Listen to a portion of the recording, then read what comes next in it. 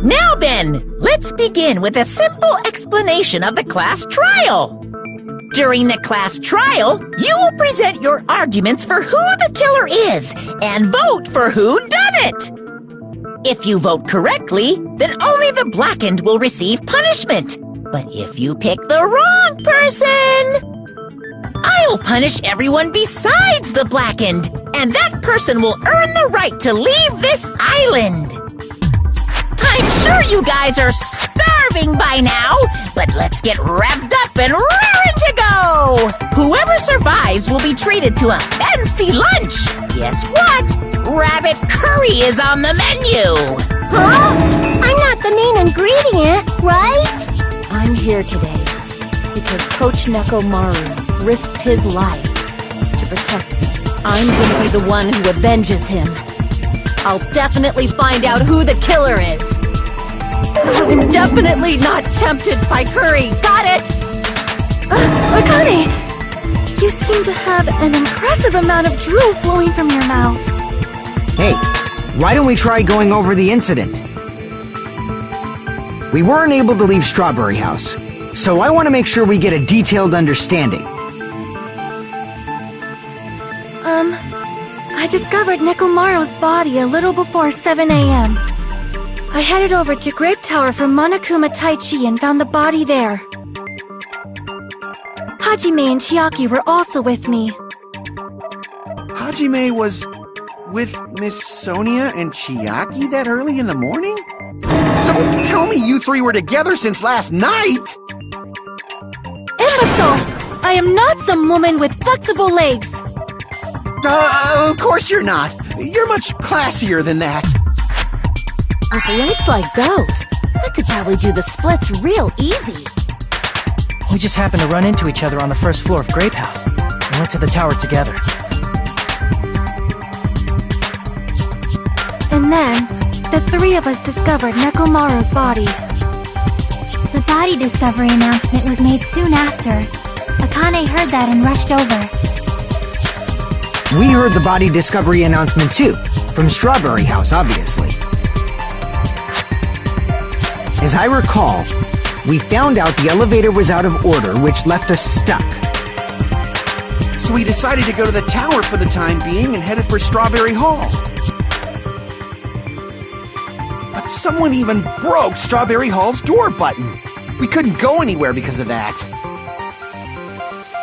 Thinking we should at least find some method to communicate, we set our sights on the lounge telephone. Forget these boring intros. Let's talk about the killer. Anyway, it's definitely someone from Strawberry House. What do you mean, definitely? There's no way a chick would kill someone so cruelly. So it must be one of you Strawberry House dudes. One of you better hurry up and confess, or I'll break all of you in half! You're the cruelest one here! Now, enough with the lovers' quarrel. We need to think about this seriously. We don't have the luxury of discussing irrelevant things. The incident this time has many questions. The incident notwithstanding, I also have many questions. Then let's start with something even Miss Sonia can understand. The weapon. Well, the weapon is obvious, right? What the heck, you guys? The weapon! You can totally tell just by looking.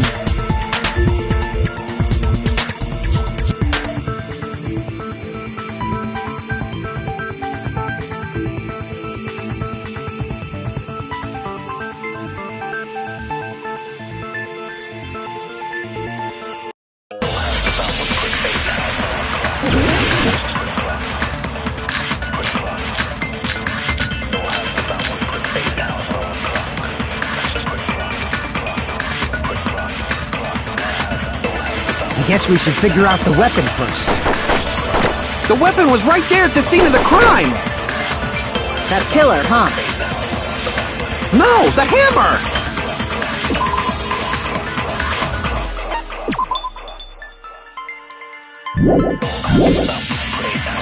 The killer used that hammer and beat the crap out of him!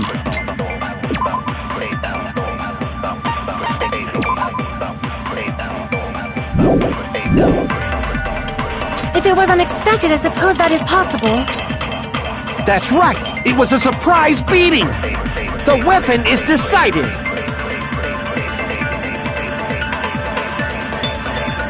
I guess we should figure... The weapon was right there! That pillar. No, the hammer! The killer used that and beat the crap out of him! No, that's wrong!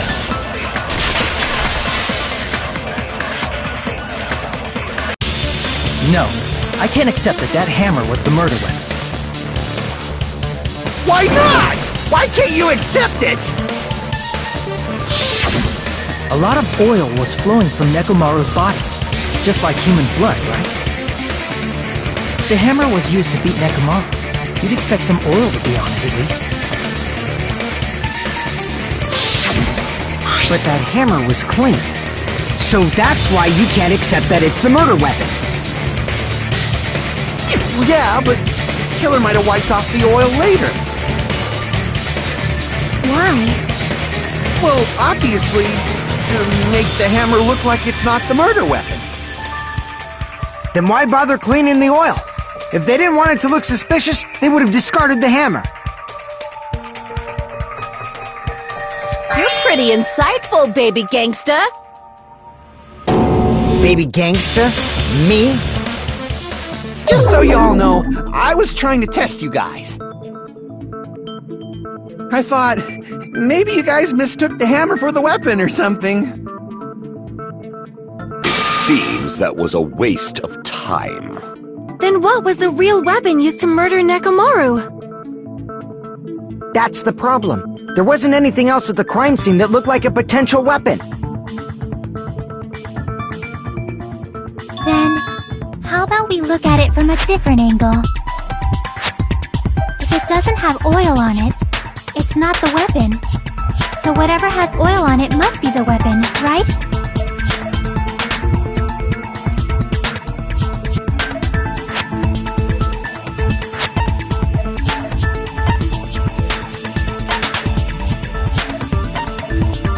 I see! The only thing with oil on it is that broken pillar. Then that pillar is the weapon! Coach Nekomaru got clobbered with that pillar! Nobody could withstand a blow from that pillar. Even if you used 100% of your muscle strength, it would be impossible to wield it as a weapon. Why? We tried to move it, right?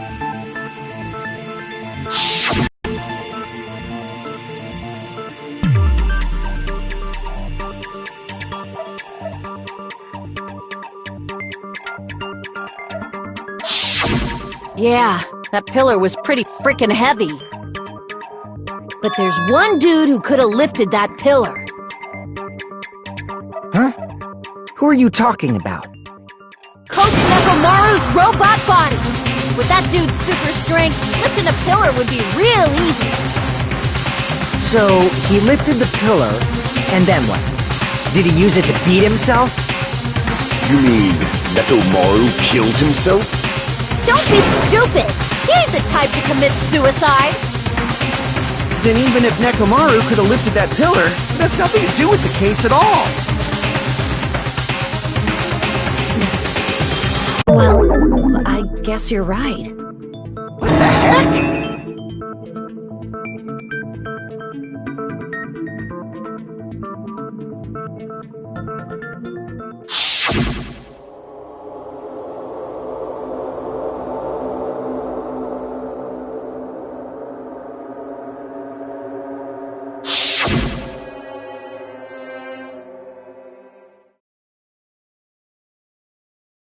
But that's a problem.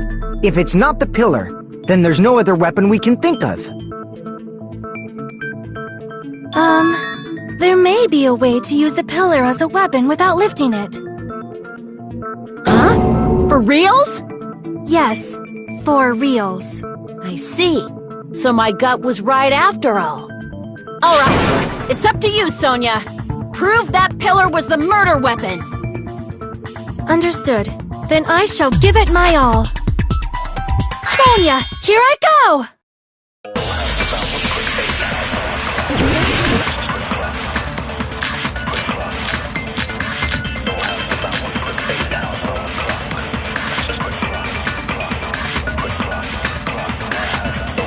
There's no need to lift that pillar. The pillar was not lifted. Beating him with it is beyond a dream. What about tipping the pillar over? They aimed right for his head and bullseye. Even I could probably tip it over. Considering the pillar's weight, it probably exerted a ton of force. Sonia!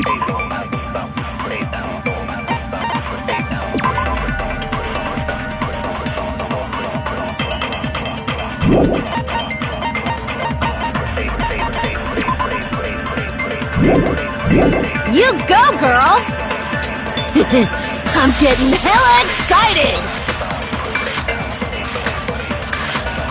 There's no need to lift that pillar. If the pillar was not beating him with it is beyond a... What about tipping the pillar over? No, that's wrong!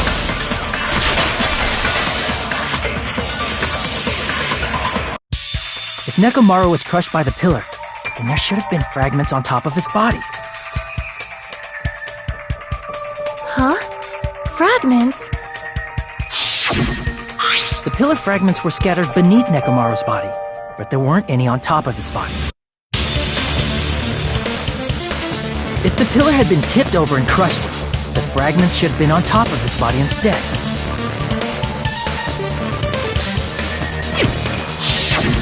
I briefly considered that too, but it's probably not what happened. I see.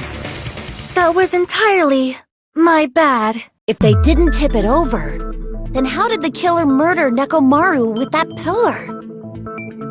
How much longer are you gonna focus on the pillar? Just let it go already! There's no way I can let it go. I'm positive that Nekomaru was killed by that pillar. Why are you so certain about that? I just have a feeling. A feeling, huh? That's just your instincts. But we can't say for sure that that instinct is wrong, can we? There's another way to use that pillar to kill. You guys just haven't noticed it. Is that true? Then I shall ask you, what way is that? You guys, same as usual. You're unable to clear a path to the future with your own powers, so you just stand there and falter. What a waste of talent. And you all intend to fight the Future Foundation? You make me laugh. What did you say? Regardless, it's not like I want to die with the rest of you. So I guess I should lend a hand. Hey, Nagito, what the hell happened to you? How come you're not talking like a lunatic anymore? I've learned a valuable lesson. Ignorance is by far the greatest shame. Huh? What do you mean? Who cares? Just tell us how the pillar was used to kill! Well, first of all, the pillar itself is not enough. But when combined with a specific item, there's a way it could be possible. A specific item? Of course, the ultimate weapon. Ultimate weapon? Isn't that the thing you get when you clear the final dead room? So, Nagito knows what the ultimate weapon is? Of course I know, but I'm pretty sure everyone else has seen it, you know? We've seen it? That's right. You've seen it clearly. Because I, the one who has claimed dominion over evil, am the ultimate weapon! I am he who cuts the insolent catalyst which flows out from the chaos with the sword of victory. It's only fitting that I deserve to be called the ultimate weapon! No, you are far greater than the ultimate weapon, since you wield your 4 dark daggers of destruction. I see. I don't know why, but I'm not liking this. Cut the bullshit and say it clearly. What is the ultimate weapon? In order to clarify that, we first need to solve the secret of the funhouse. Huh? The secret of the funhouse? You still don't realize it? Jeez, get it together. You're supposed to be the symbols of hope, aren't you? Ah, I forgot. Except for Hajime, of course. Except for Hajime? If we make it out of this, I'll explain it to you guys. Anyway, we must first clarify the secret of the funhouse, right? Then I think it must have something to do with the structure of the funhouse.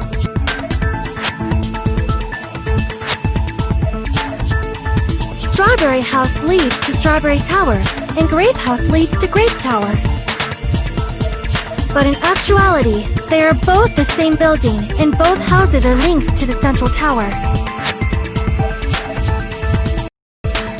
It is undeniable that such a sweet building structure is the secret of the funhouse. Man, not only does that make perfect sense, but Miss Sonia's beautiful voice is just so soothing. Faux show! I shall leave this matter to your discretion.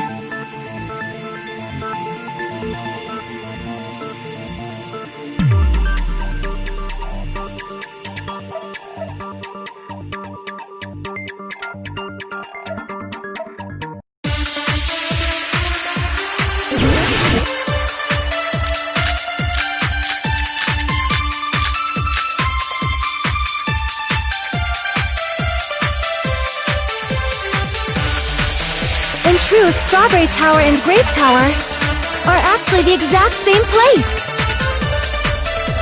So that's the secret of the funhouse. Is that really it? It's weird to say they're both the same place. I mean, the walls are different colors.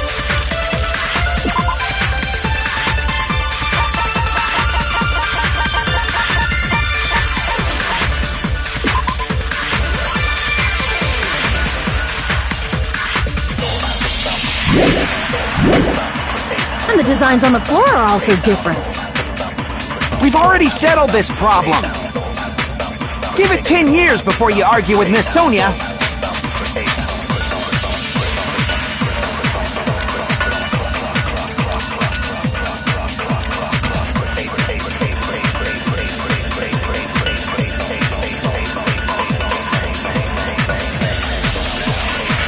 In truth, Strawberry Tower and Grape Tower are actually the exact same place. So that's the secret of the funhouse. Is that really it? It's weird to say they're both. I mean, the walls are different. And the designs on the floor are also different. We've already settled this problem. Give it 10 years before you argue with Miss Sonia. In truth, are actually the exact same place. No, that's wrong!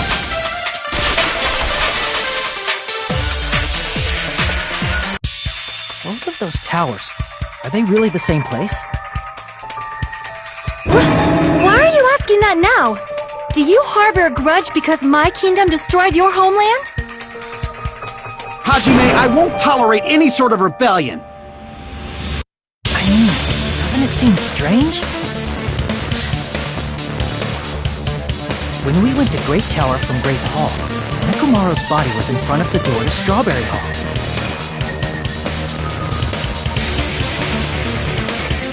But when we went to Strawberry Tower from Strawberry Hall, his body was in front of the door to Grape Hall.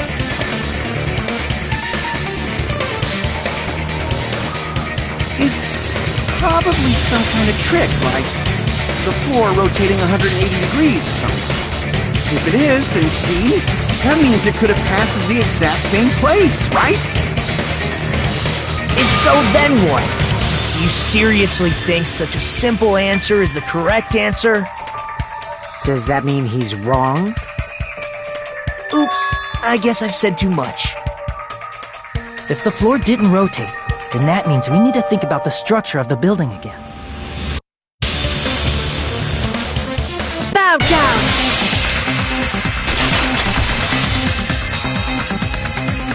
Then how about this? Somebody moved Nekomaru's body. While we were moving from Grape Tower to Strawberry Tower? But we should have all been together during that time. Even if they tried to move the body inside the tower.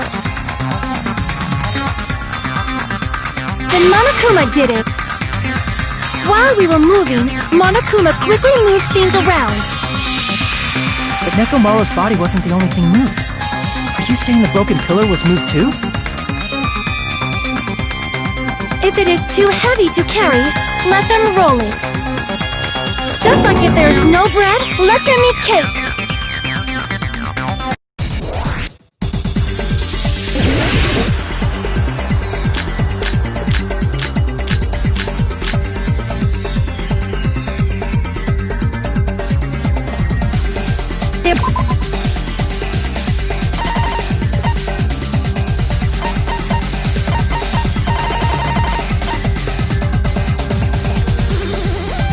There are many different ways.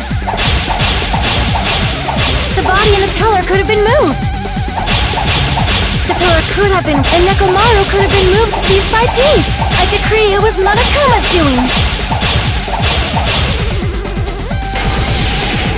Moving the body and the pillar in such a short time. That might be hard even for Monokuma, don't you think? It seems you have forgotten. Monokuma is surprisingly strong. Wielding the power of the pillar, he could have moved it all easy as pie.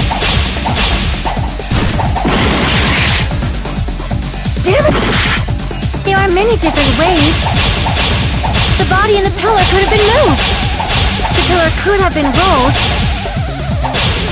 And Nekomaru could have been moved piece by piece. I decree it was Monokuma's doing. There are many different ways. The body and the pillar could have been moved. The pillar could have been rolled. And Nekomaru could have been moved piece by piece. I decree it was Monokuma's doing.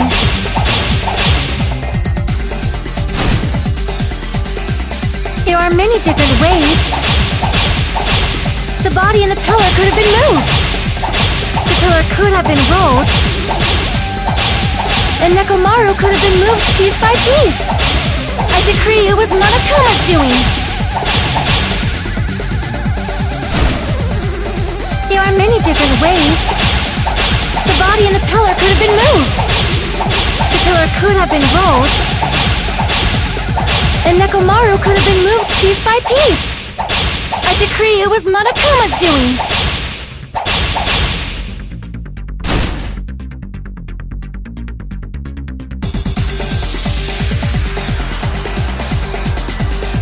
There are many different ways. The body and the pillar could have been moved. The pillar could have been rolled. And Nekomaru could have been moved piece by piece. I decree it was Monokuma's doing.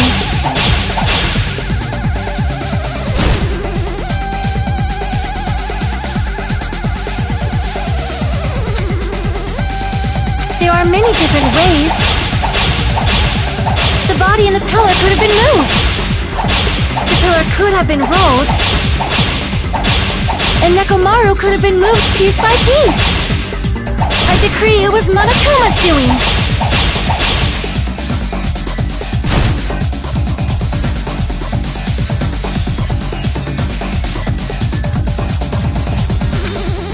There are many different ways.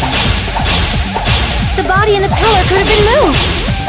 The pillar could have been rolled. And Nekomaru could have been moved piece by piece. I decree it was Monokuma's doing.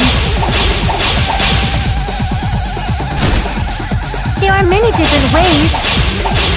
The body and the pillar could have been moved. The pillar could have been rolled. And Nekomaru could have been moved piece by piece. decree it was Monokuma's doing! Moving the body in the pillar, that might be hard even for It seems you have forgotten. Monokuma is surprisingly strong, wielding the power of the futuristic Robo-Bear. Crap! It seems you have forgotten. Monokuma is surprisingly strong, wielding the power of the future, the pillar, the body, everything at the crime scene. He could have moved it all, easy as pie. It seems you have forgotten. Monokuma is surprisingly strong, wielding the power of the future, pillar, the body, everything at the crime scene. Allow me to cut through those words!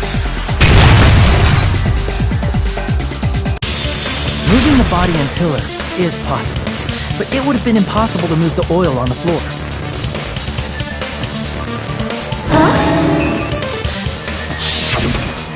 When the position of Nekomaru's body and the pillar changed, the oil surrounding his body moved too. Physically moving all of the oil like that is simply not possible, no matter how you look at it. Then it's impossible to think it was moved. I am terribly sorry. I cannot believe I got so fired up. It's alright. A fired up Miss Sonia is awesome to watch. So what really happened? Does that mean the two towers aren't the same building? We can't be certain of that either. Not when the experiment involving the handbook I left on the tower floor was a complete success. Yeah, the E-handbook was still there. That's why we thought the two towers were the same building. If they're not the same building, or two different buildings, then what are they?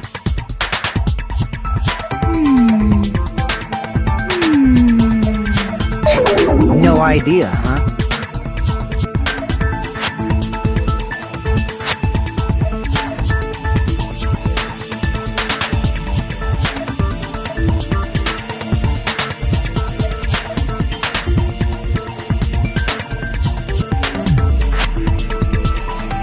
Hey, Nagito. I thought it would come to this. I knew my turn was coming up. Fine. I'll tell you guys a big hint that can help you solve the secret of the funhouse. Give us the answer, not a friggin' hint! But then it wouldn't mean anything. I need you guys to do this class trial properly. It's also important for me because it will help me determine something.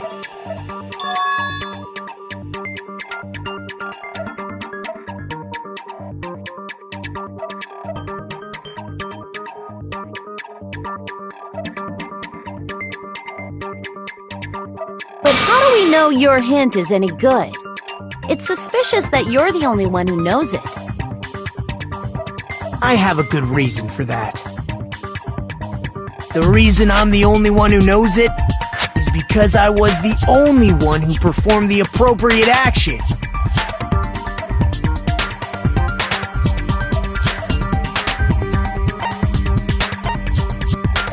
I see! You're talking about the final dead room, right?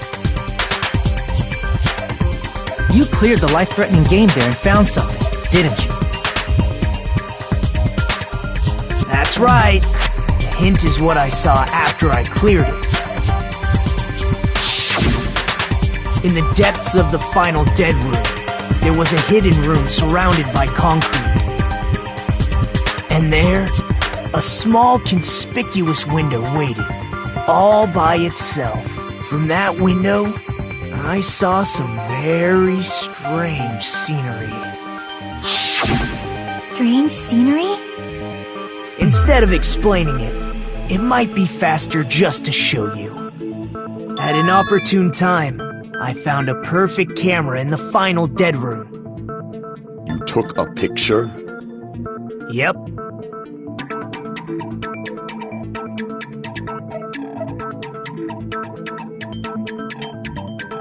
See? This is it.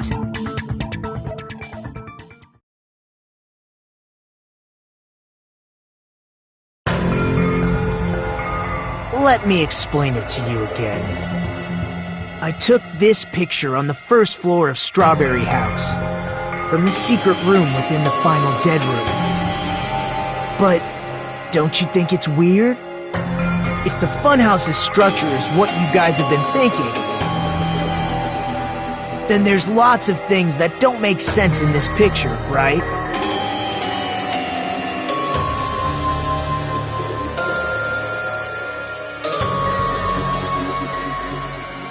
Then let's begin. Shall I call it thinking time?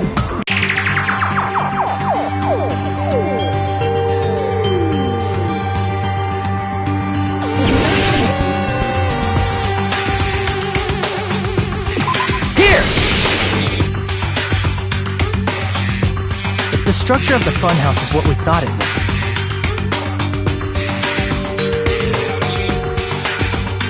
Grape House and Strawberry House should link to the tower in the middle. Which means, if you're viewing the tower from Strawberry House, you should see Grape House behind you. But in this photo, I don't see anything behind the tower. No shadow, no shape, no Grape House at all. I see. And is that it?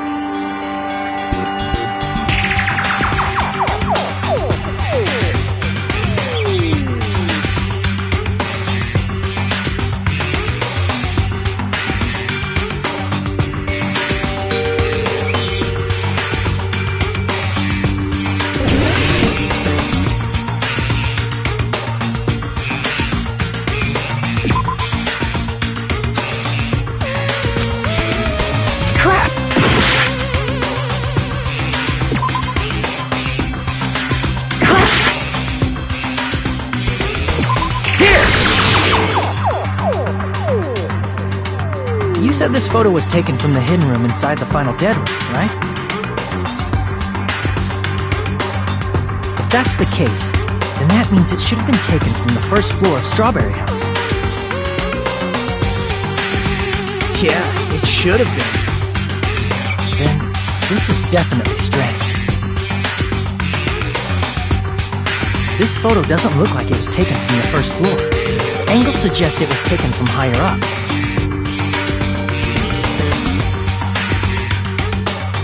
That's right. Good call. In summary, this is the truth contained in this photo. The first floor of Strawberry House is located in a high area, and Grape House is not behind the tower. It's not? Are you saying that Grape House is merely an illusion spell cast by Monokuma's cursed eye? From this point on, do your own thinking. Now that you've finally met the same requirements as me, if you guys are truly symbols of hope, you can easily solve a simple mystery like this. It might be possible for Hajime to solve it too, even though he's just a normal high school student. Despite the fact that you don't have a real talent, you already know about the other clue.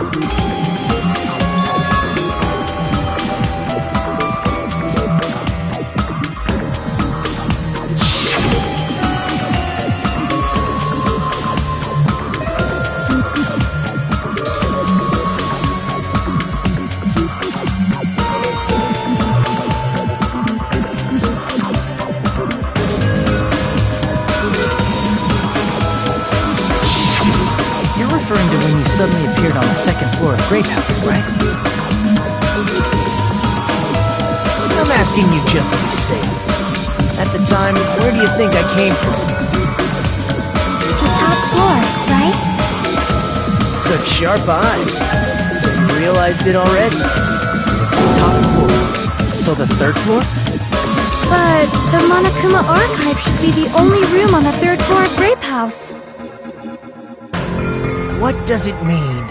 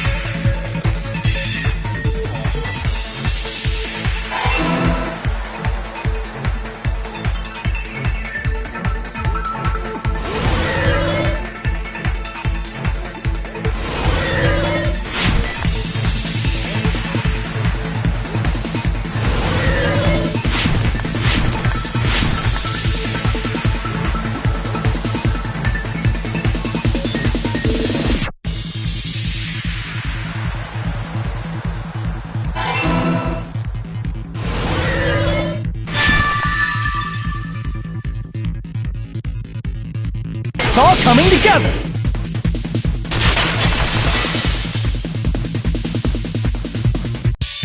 Got it. I know the secret of the funhouse. Then let me hear it. What kind of answer will you give, I wonder? In the picture Nagito took from Strawberry House, I didn't see Grape House at all. So where did Grape House go? There was only one possibility. It was in a position where it couldn't be seen from Strawberry House. Which means Strawberry House and Grape House are in the same building but on different floors. Same building, different floors? Then the two houses aren't two different 3-story buildings. They're actually one 6-story building? If you think about it like that, based on Nagito's picture, it's clear where Strawberry House is located.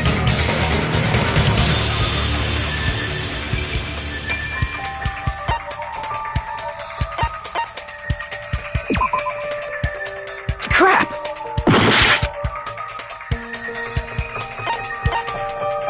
I see! On top of Grape House. That's where Strawberry House is located. Because of that, the photo taken from the first floor of Strawberry House was at a high angle.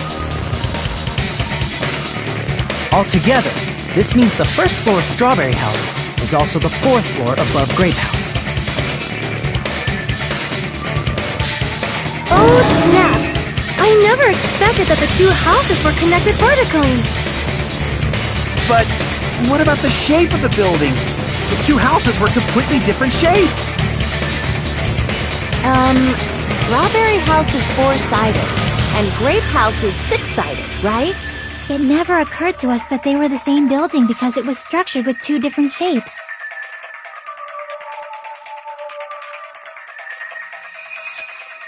A quadrilateral and a hexagon, overlaid atop each other to misdirect how we would perceive them. And it worked, didn't it? Disregarding the tower, we fully believed the two houses were two separate, distinct buildings. In order to conceal the unique design of the funhouse, Monokuma put us to sleep so we couldn't look at the outside of the building when he brought us to it. You've just been Kuma'd! Don't you think a building full of so many surprises totally deserves to be called a fun house? Then, it's true? The building was really like that? That's right! Those two houses exist on different floors in the same building! Constructing a building like that on your own without my knowledge? How horrible! Then what about the towers? Are they arranged vertically just like the houses? Yeah, Strawberry Tower and Grape Tower should have also been different floors inside the same building.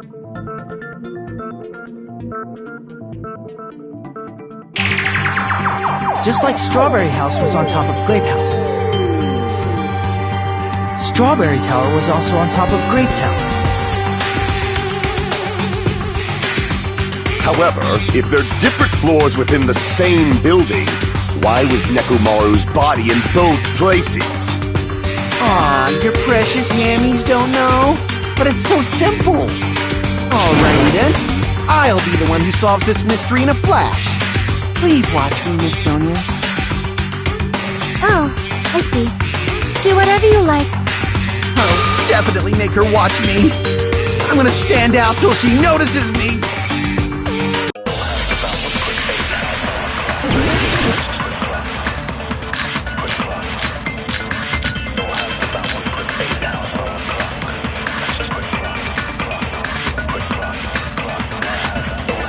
I'm gonna say...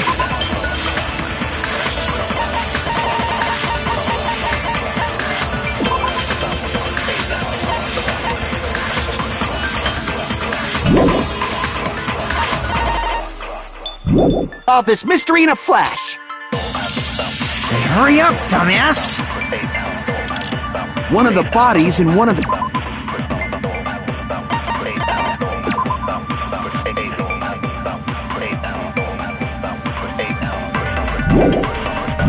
the towers was actually a dummy! You mean a fake body? Nekomaru died with a mechanical body. It should be possible to construct a dummy from spare parts. You are magnificent, Gundam! No fair! You totally stole my spotlight! So which one was the fake body? Shut up! Just pick one of them!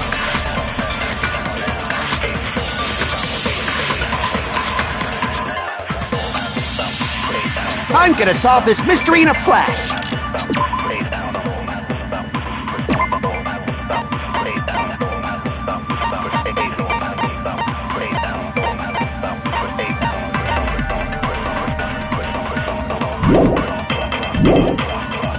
Then hurry up, dumbass! One of the bodies in one of the towers was actually a dummy! You mean a fake body? Nekomaru died with a mechanical body. It should be possible to construct a dummy from spare parts. You are magnificent, Gundam!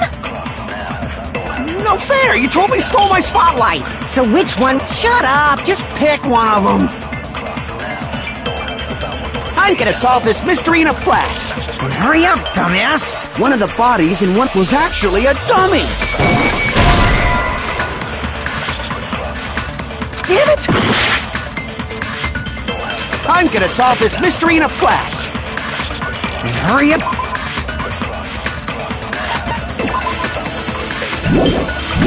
Up, dumbass!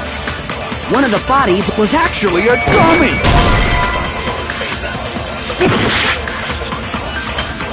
I'm gonna solve this mystery in a flash! Then hurry up, dumbass! One of the bodies in one of the towers was actually a dummy!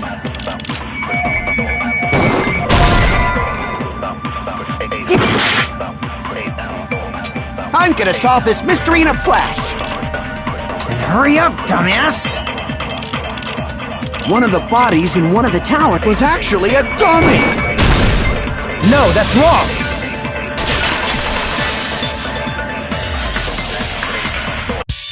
Nekomaru's body wasn't a dummy. That can be proven by Kazuichi's account. Me? Remember? When we moved from Grape Tower to Strawberry Tower, we thought the body had moved. And that's when you said,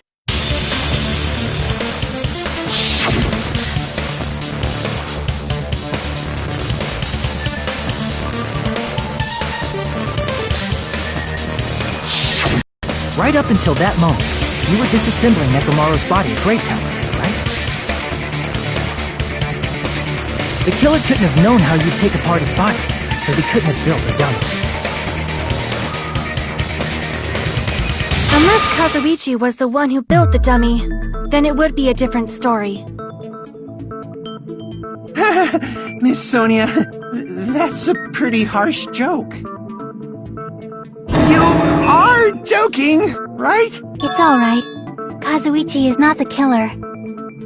If he was, he wouldn't have fixed the elevator or the button in Strawberry Hall. It'd be much more convenient for the killer if it stayed broken.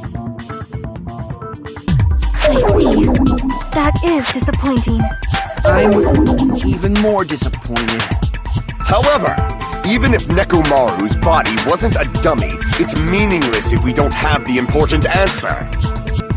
The reason Nekomaru's body was in both towers, even though it was supposed to be on different floors. Maybe it was simply moved? The body moved to a different floor? You can't think of a device like that? A device that moves things to different floors in the same building?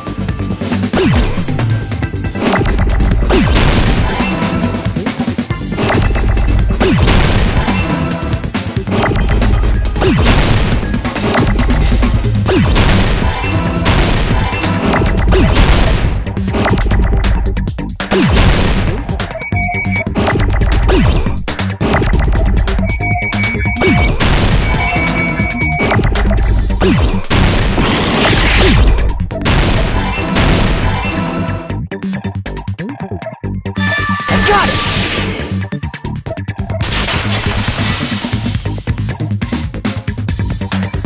You must be talking about an elevator. What? Are you saying Nekomaru's body was transported using an elevator? Where the hell is this elevator anyway? It's the tower itself. The inside of the tower is one big elevator.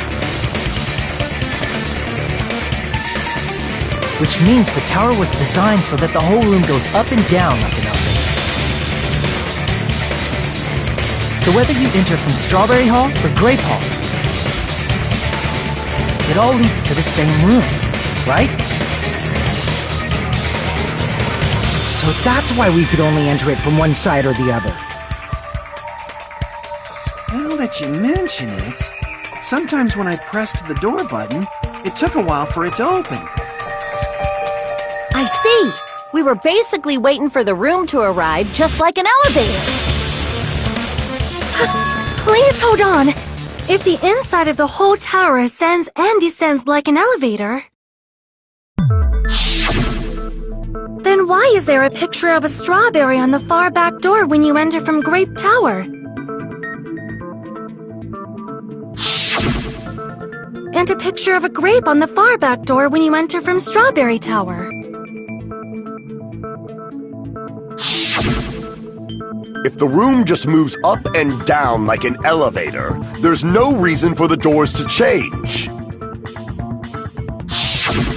Plus, after the incident, the far back door in Grape Tower had chains wrapped around it, right? But when we entered Strawberry Tower, those chains were gone. Not just that, but if I remember correctly, even the doorknob was broken off. There are too many strange things. Was that tower really an elevator? When you see people and things, make sure you focus on the good parts instead of the bad. What did you say? So, let's put aside what's changed and focus our attention on what hasn't. Why do we have to do that? It's fine. Come on. What does everything that hasn't changed have in common?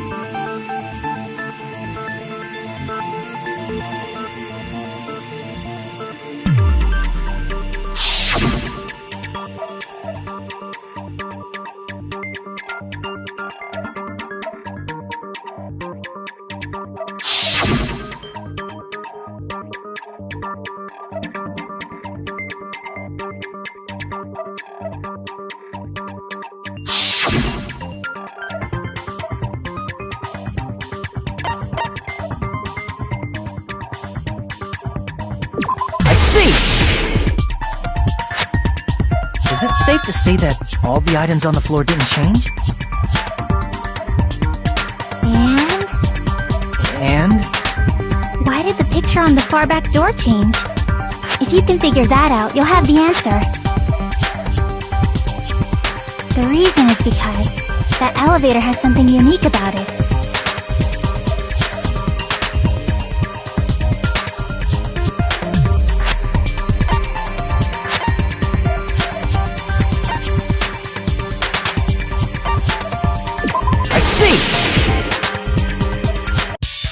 So that's it. The elevator was designed so only the floor moved. Only the floor moved?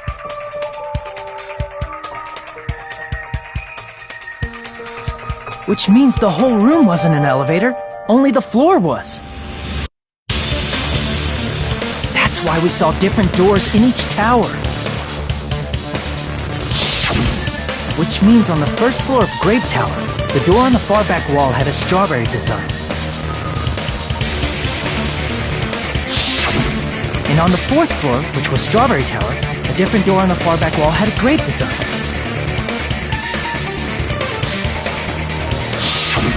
Then, where do the different floors lead?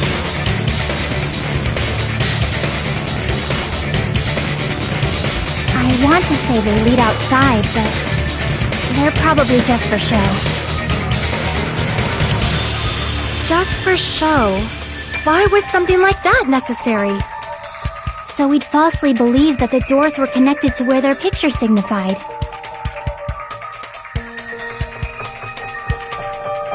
It was actually very effective. Because of that, we totally misunderstood the building's structure. I don't get it. But I guess it means whoever designed this building had a totally twisted personality. Did you hear that, mon ami? Don't blame this on me. Take responsibility for yourself. Then I'll take responsibility and gently caress you. Like, there's no way that's gonna happen. Stop with the tasteless jokes. By the way, what is the change?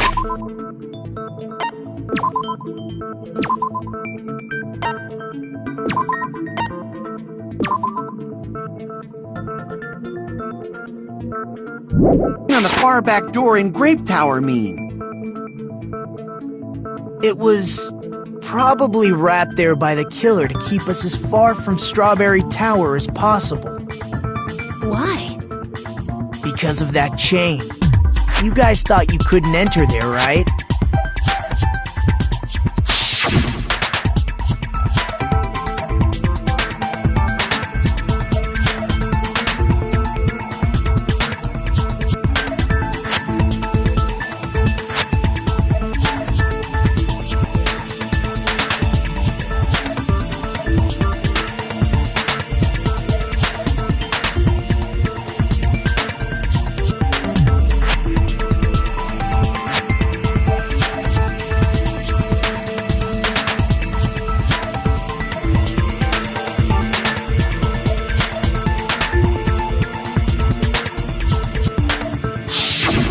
The killer destroyed the Strawberry Hall button, so we'd stay away from Strawberry Tower. Everything was done to tamper with the evidence, so we wouldn't find out about the secret of the funhouse. The appearance of a body in the tower would contradict what we thought we knew about the building. In that situation, if we'd gone to Strawberry Tower, we'd have seen that contradiction firsthand. And using that as a clue, we might have discovered the truth. The truth that the two houses and the two towers are actually one complete vertical building. The killer wanted to keep us from learning that. That's why they made us stay away from Strawberry Tower. They destroyed the button and wrapped a chain around the door just for that? Would it really have inconvenienced the killer if we learned the true structure of the building? It would have been a major inconvenience. After all, this funhouse is strongly connected to the ultimate weapon that killed Nekomaru. Hold on. You're progressing much too quickly. There's still a contradiction concerning the building structure. What a pain. It's fine already. Gundam, please proceed. You said earlier that Strawberry House and Grape House are connected vertically, right? If so, how does the contact elevator supposedly transport us from one house to the other?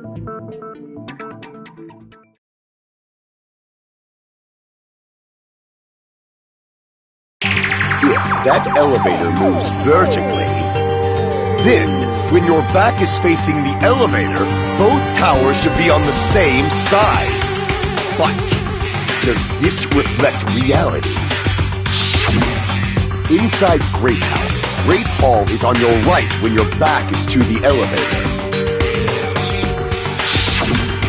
And inside Strawberry House, Strawberry Hall is on your left when your back is to the elevator. Which means the houses are on exact opposite sides of the tower.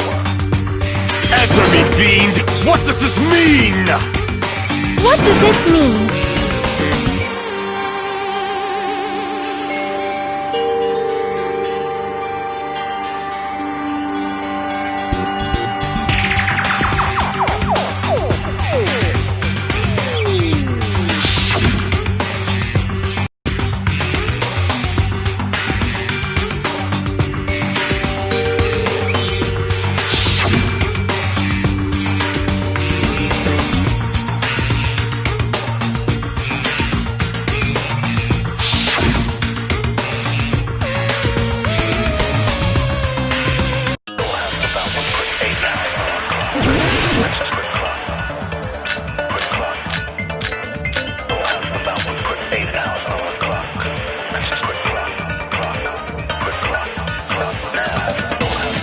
two houses are connected vertically.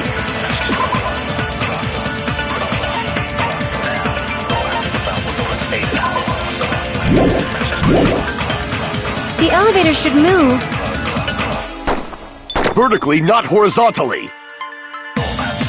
However, at both houses, if the contact elevator is behind you, the towers are in opposite directions.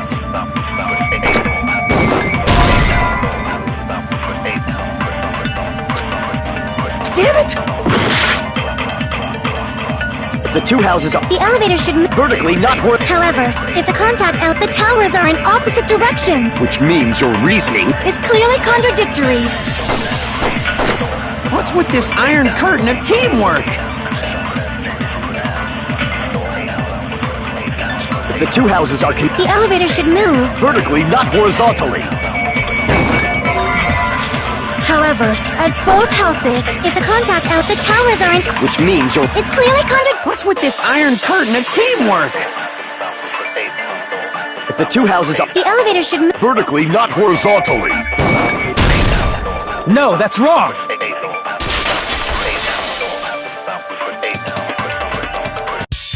The elevator wasn't just moving vertically.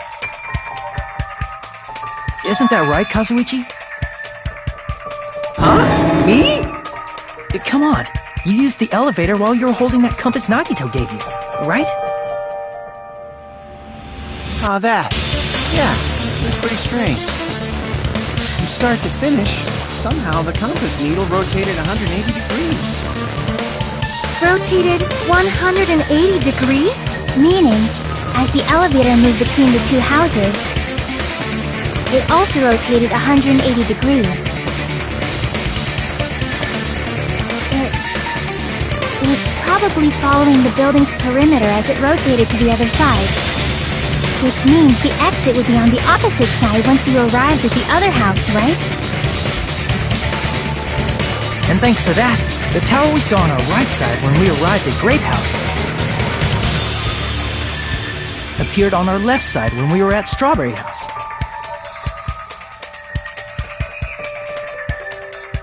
An elevator that rotates while it moves. Is that even possible? It's like something from an amusement park. Well, a funhouse is an amusement park attraction, you know. And since the building doesn't really need to be structurally practical, it makes for some splendid fun. That's not splendid at all! You're inhuman! You say I'm inhuman, but I'm just a bear. So I was never human to begin with. I'm different from these lowly humans. So we're done with the secret of the funhouse, right? Then let's start talking about the important stuff. What's the ultimate weapon that killed Nekomaru? And how'd they combine it with the pillar? Huh? You still don't know what the ultimate weapon is yet? It's what I found at the Octagon, you know. What is the Octagon? I haven't heard about that yet. Oh my... I can't believe I have to explain that now. As long as you know what an Octagon means, you can solve this simple mystery easily.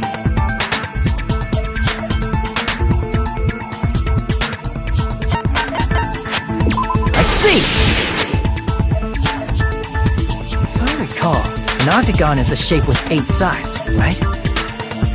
I didn't expect you to know that. For a substitute reserve course student, you're quite knowledgeable. I guess I should continue listening. Where is the place befitting of the name Octagon?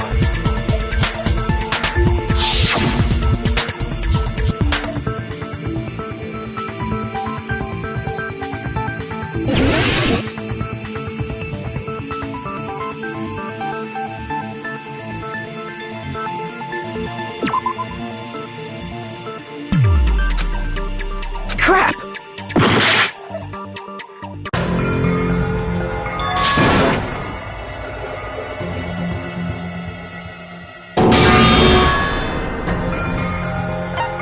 We will never give up!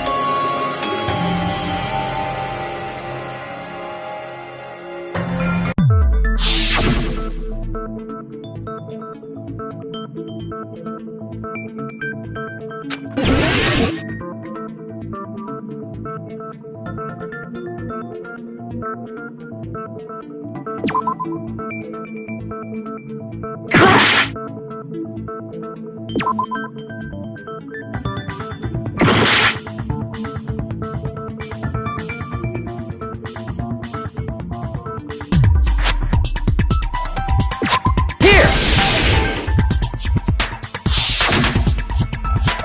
You're talking about the secret room surrounded by concrete in the depths of the final dead room.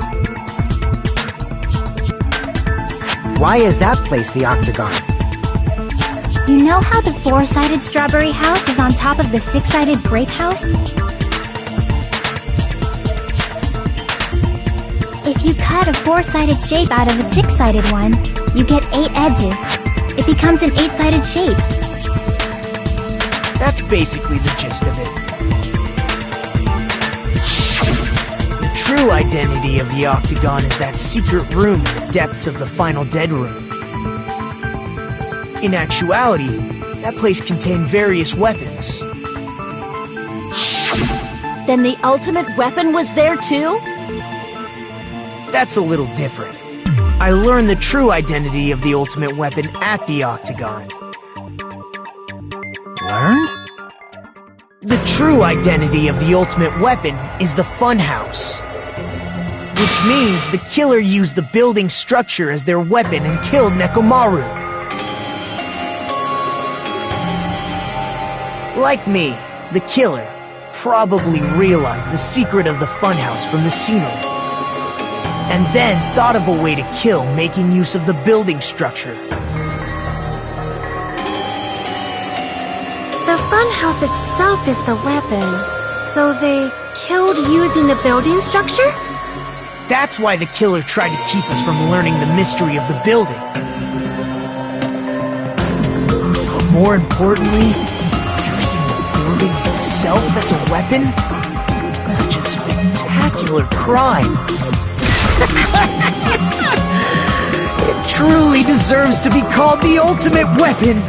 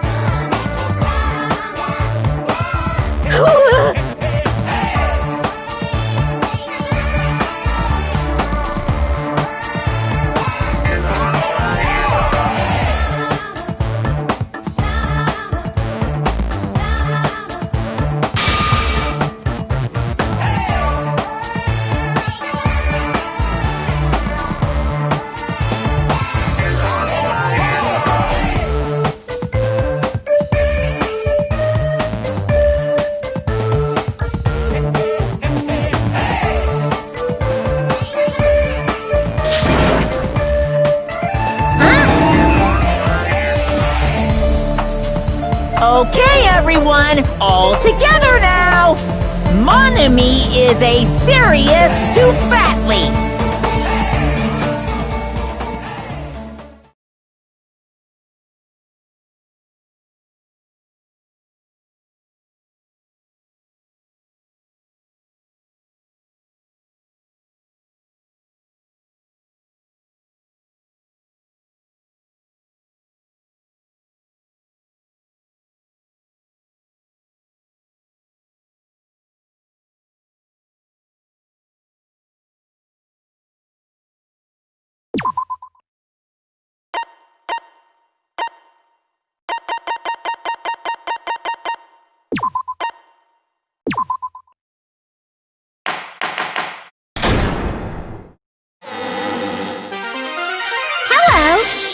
Your day as well. I'm trying to force myself to be more energetic, or else my mental state won't be able to keep up. My heart's thumping like crazy. I might as well have a laid-back, so what attitude and go ahead with high energy. Yeehaw! But be careful that your batteries don't run out for various reasons. And just like I say each time, Don't forget to save frequently!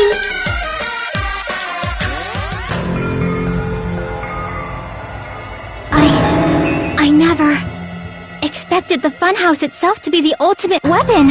Oh well, let's just press on ahead. Is it really alright to accept a situation so easily? I mean, that's not what's important. The thing that's really important is the killer who used the building structure. Like, who's Mekomaru's murderer? But is it really okay to believe the building is the weapon? Nagito said it, you know. There's no way I'd lie at such an important moment. I don't want to die either. What happened to the bastard who kept saying how much they didn't mind dying? He's right. There was a time when I thought I could become a stepping stone for your hopes, but I will sincerely retract that remark. Retract?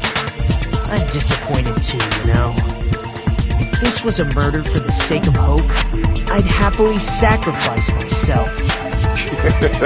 You say such falsehoods, per usual. There is no such thing as murder for the sake of hope. Murder is simply murder. Forcibly sacrificing others for one's own desires. Even one as diabolical as I would avoid such actions. I see. It's fine. Let's just leave him alone and find out who killed Coach Nekomaru as fast as we can. Just so you know, it's not like I'm getting hungry or anything, you know. Akane! You were drooling waterfalls?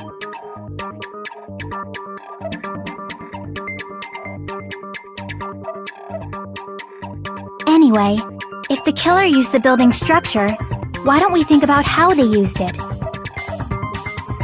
How they killed Nekomaru. It might be better if we clarify the cause of death first, don't you think?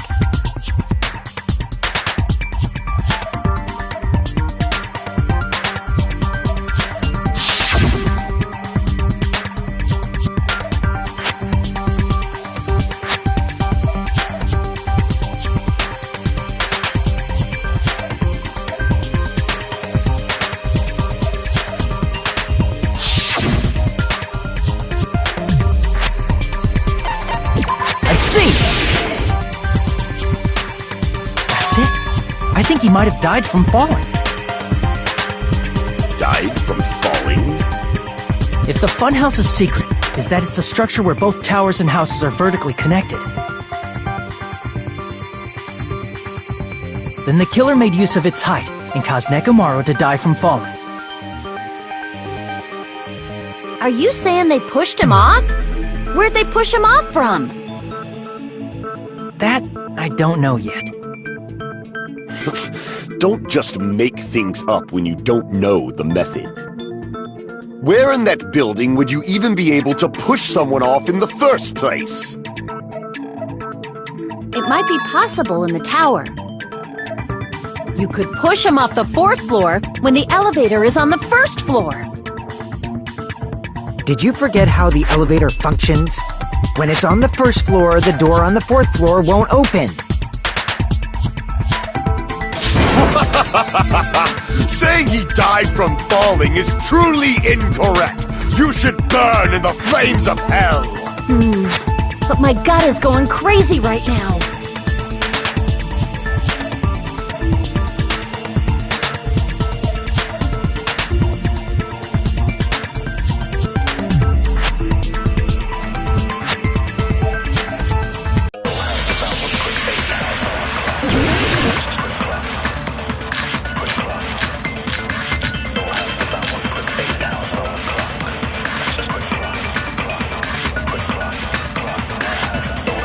When the elevator is on the 1st floor, you can't go through the door on the 4th floor.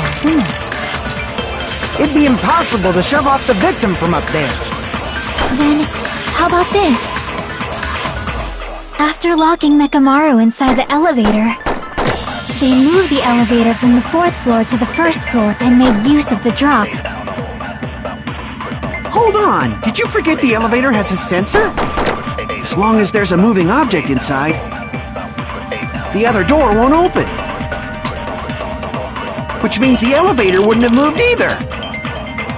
That must be the threshold of that elevator.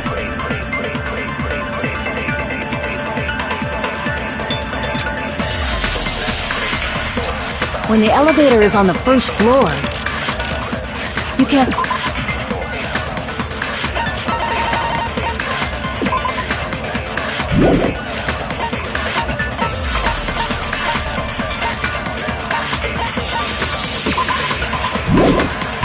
go through the door on the fourth floor. It'd be impossible to shove up. Then, after locking they moved the L and made use of the... Hold on, did you... As long as there's a moving object inside. No, that's wrong!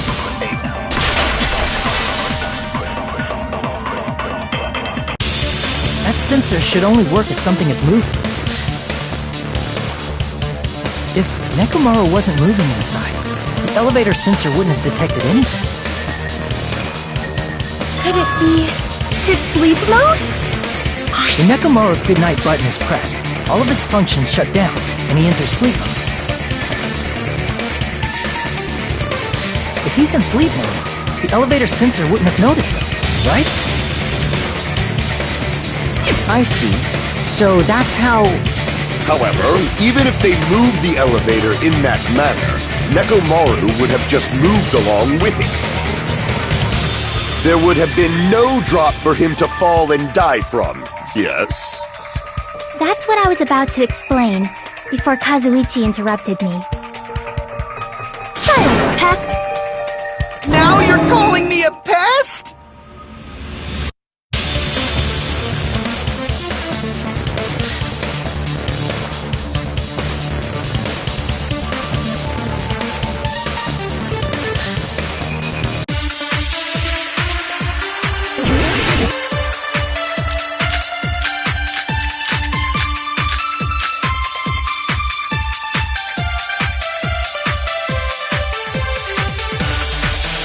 If you arrange it a certain way, you can cause the drop within the elevator. So you're telling us all to think about the arrangement, right? That arrangement is... The hammer is suspicious. Isn't it about time we went over the pillar again?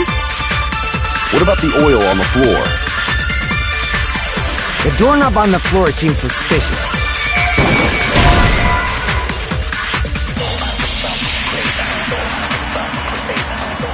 Crap! If you arrange it a certain way, you can cause the drop... So you're telling to think about the arrangement. That arrangement... The hammer is suspicious. Isn't it about time... What about the oil on the... The doorknob on the floor seems... How about we all shut up and listen to what... Silence, pest! Don't be so cold. What if I start to enjoy it? If you arrange it a certain... You can cause the drop with... So you're telling us all to think about the arrangement, right? That arrangement is... The hammer is suspicious.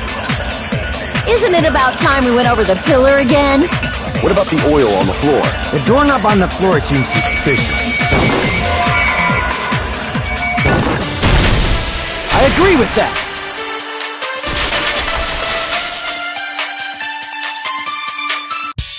Didn't the doorknob have scrape marks on it? That might have been where it got scraped by the wire. Is that the same wire that was tied around Nekomaru? The tip of that wire was tied into a loop. If the elevator moved while that loop part hung from the doorknob... If they did something like that, he would have been suspended in midair! That's right. He was suspended in midair. Huh? The killer tied up Nekomaru with the wire while he was in sleep mode. Tied the tip of the wire into a knot and hung it on the doorknob to the fourth floor. With that, they moved the elevator from the fourth floor to the first floor of Grape Tower.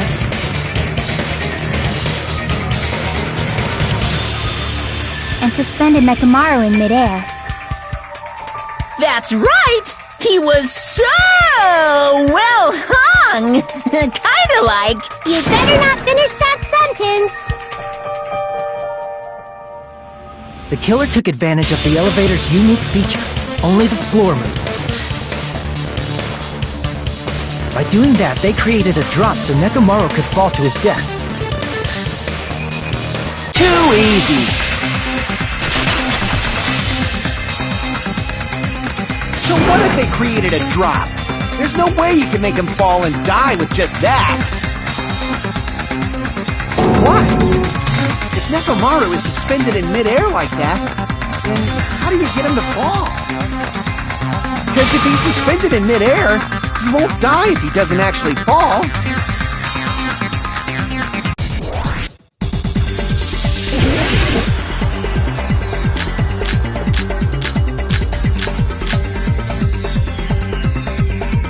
Even if they suspended Nekomaru from a wire, how would they make him fall? There's no one in the tower to push him up. There's no way they could do that!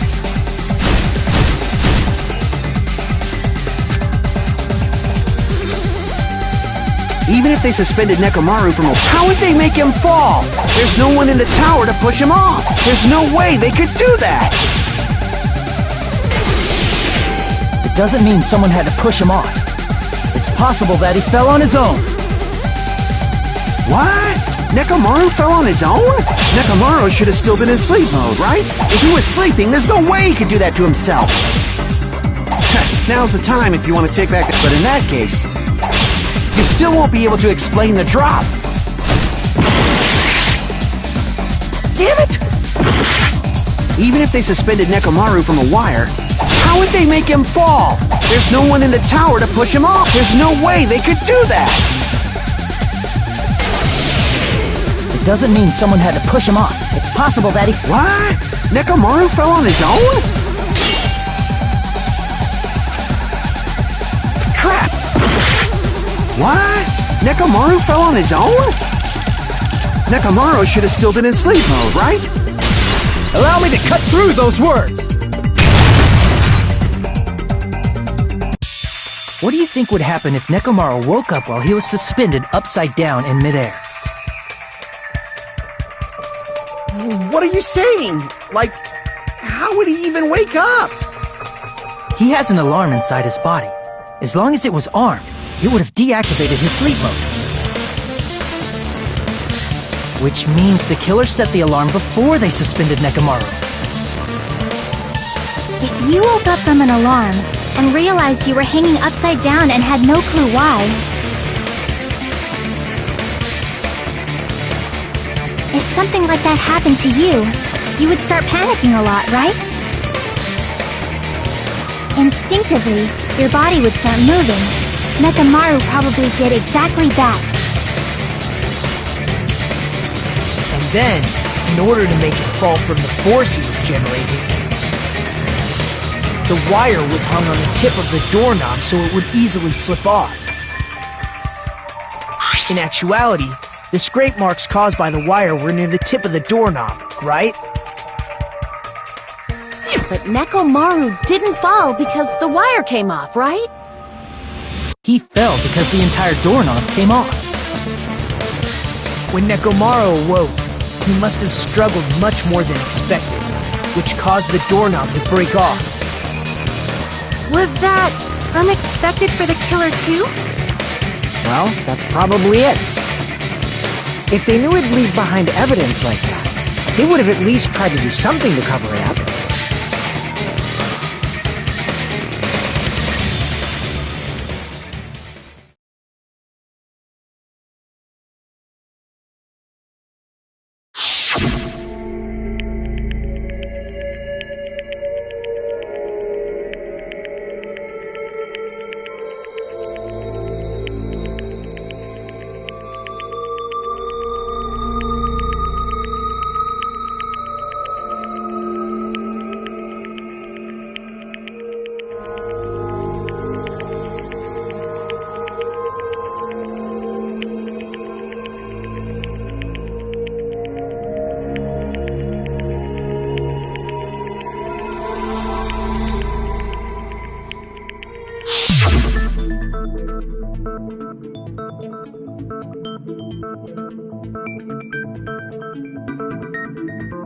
I see.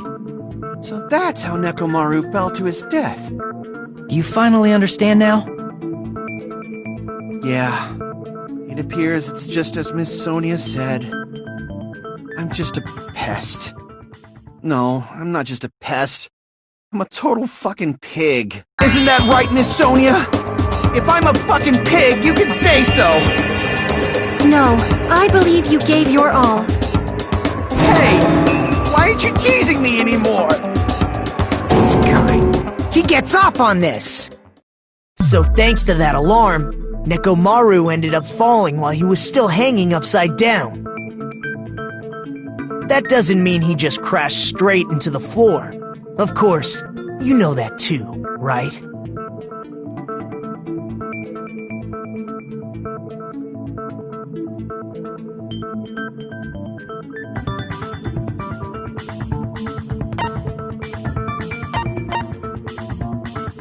I see! When Nekomaru fell to the floor, he ended up colliding with the pillar. Isn't that it? Finally, the pillar! So that's how the pillar shattered, and why oil was spilled all over the place. See, I told you the pillar was the weapon. My gut was totally right. Well, the pillar was a bonus. It's not even clear if the killer intended that, or if it was just a coincidence. At this point, it is quite difficult to find a clue that will lead to the killer. Then what about the alarm? I'm positive the alarm was set for 7:30 a.m., and if we map it out from there... Hold on, baby gangsta. Stop calling me baby gangsta! What'd you just say? Did you say the alarm was set for 7:30 a.m.? You didn't check it yourself? Nekomaru's alarm was set for 7:30 a.m. Nah, that's impossible. Because even though I slept in a little, I still got to the tower at 7 in the morning. Now that you mention it, so did I! There was no way I could be late for Monokuma Tai Chi, so I lurked for Grape Tower before 7 a.m. And if we found Nekomaru's body there, it would have been before the 7:30 a.m. alarm went off. It appears yet another contradiction has been birthed. How were you able to discover Nekomaru died at 7:30 a.m. when you went to the tower at 7? That's what I want to know!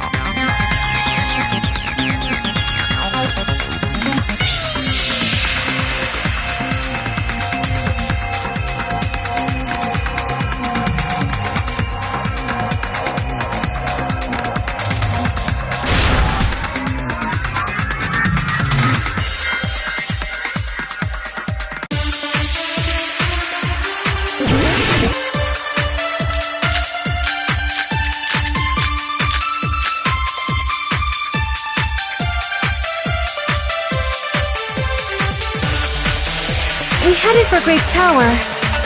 Before 7 a.m., I am certain. But the alarm inside Nekomaru's chest...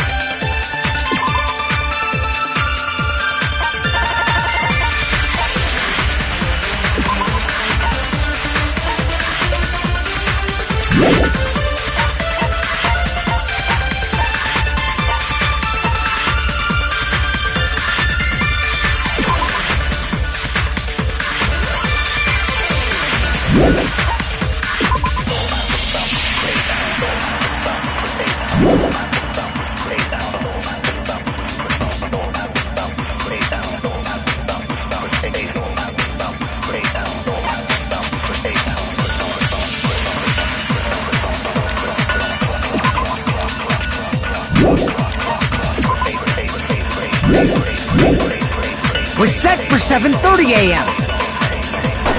Nekomaru died because of that alarm, right? His time of death and the time the body was discovered. One of those must be an illusion!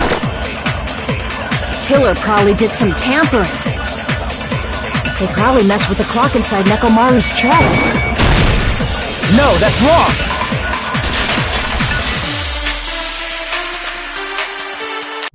No, the clock inside his chest was a radio clock. so it would have been impossible to mess with. So you're saying there's no way the killer could have tampered with the clock? Maybe the clock Miss Sonia saw was the one that got tampered with.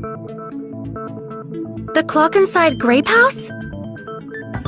No, I checked all the clocks inside the funhouse. Oh, that's what I asked you to do. So you really listened to me and checked all the clocks. And because of that, I can confidently declare that all the clocks had the same time displayed. If there's no possibility that the time was tampered with, then we must doubt that human's testimony. Please believe me, we are not lying! Then maybe it's a misunderstanding? I never misunderstand! I'll crush you into dog food!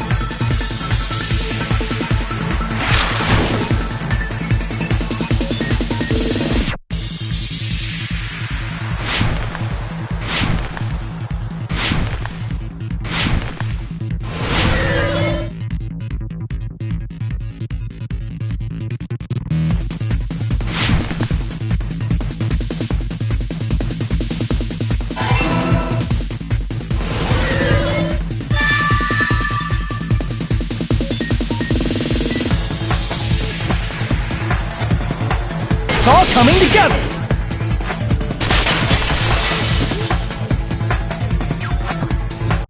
You said you checked all the clocks inside the building.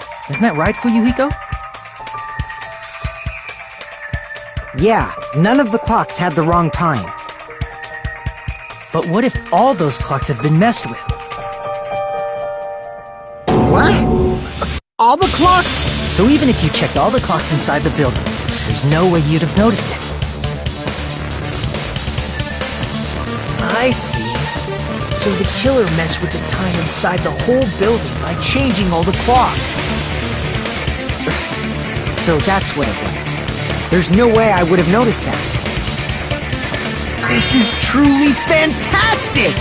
Now's not the time to be pleased. More importantly, how much was the time off?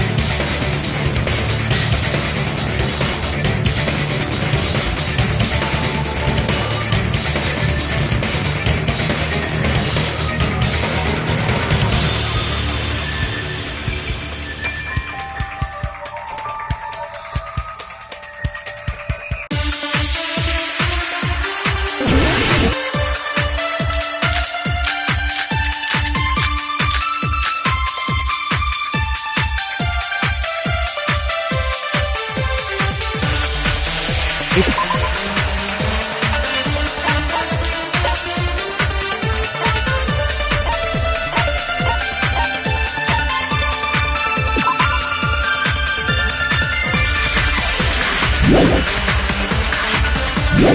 time in the building was all messed up. Then we can only rely on Nekomaru's radio clock. The time of death. It's clearly 7:30 a.m. The problem is, what time would 7:30 be? In our time. Are there any clues that can be used to narrow that down? If only I heard the sound when he fell. I agree with that.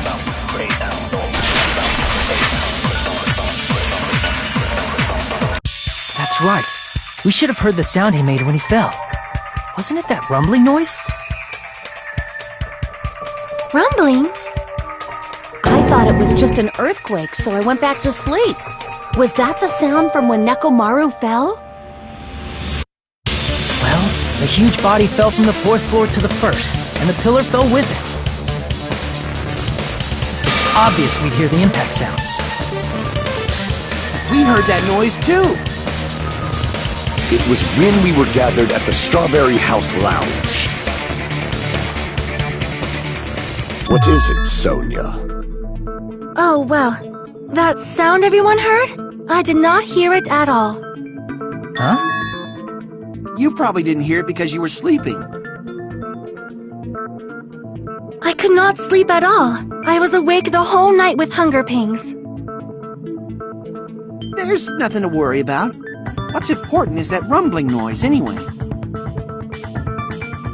If we use that rumbling sound as a reference, we might be able to figure out how much our time was off.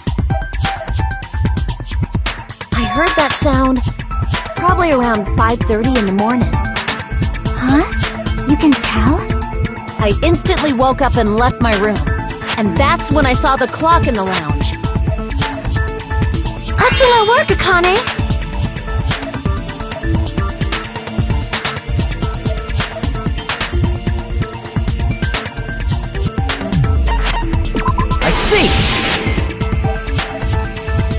Nekomaru's alarm went off at 7:30, and if we heard the sound of his impact at 5:30, that means our time was off by 2 hours. 2 hours? That much? We were starving pretty badly. There's no way we would have noticed. Plus, the funhouse has no windows. And there weren't any Monokuma announcements either. However, for what reason did the killer alter our perception of time? The reason is obvious, so they can lure out just Nekomaru.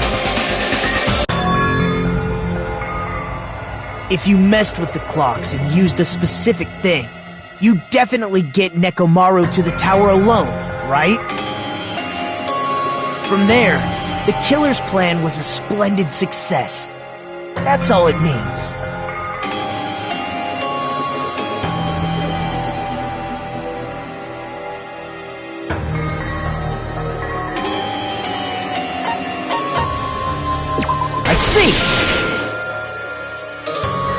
That's it! The killer made use of the Monokuma Tai Chi activity in the morning. How did they use it? We were required to go to Great Tower every morning at 7 a.m. for that activity, right? But if they mess with all the clocks inside the building, what would that do to us? We wouldn't be able to attend on time. That wouldn't affect Nekomaru. This radio clock had the exact time. That's right. In doing so, the killer was able to lure him to the tower by himself at the precise time. When I witnessed Nekomaru early in the morning... If I recall, you witnessed Nekomaru around 5 a.m.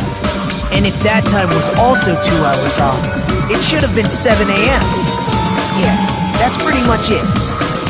At that time, he was heading over to Monokuma Tai Chi, right on schedule. I see. Now that I think about it, I realize what Monokuma meant when he said those words. He didn't even ask you yet.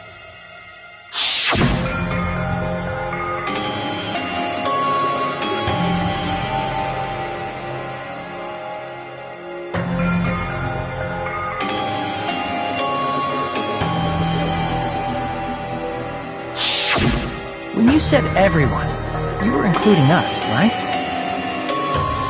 We thought we came to the tower on time, but in truth, it was way past the meeting time. Ah, jeez! That's, well, how should I put it? What was it? You know, tripping over a foot, or something like that. Are you talking about tripping over someone else's fault? Wrong! Too bad! Liar! I'm right! That's not it! It's incorrect! That's definitely the correct answer. You always get so stubborn like this. Let's just ignore the peanut gallery. Now that we've found out how the killer lured Nekomaru, the number of suspects has drastically decreased. Hey, how did that decrease the number of suspects? Don't be a friggin' liar!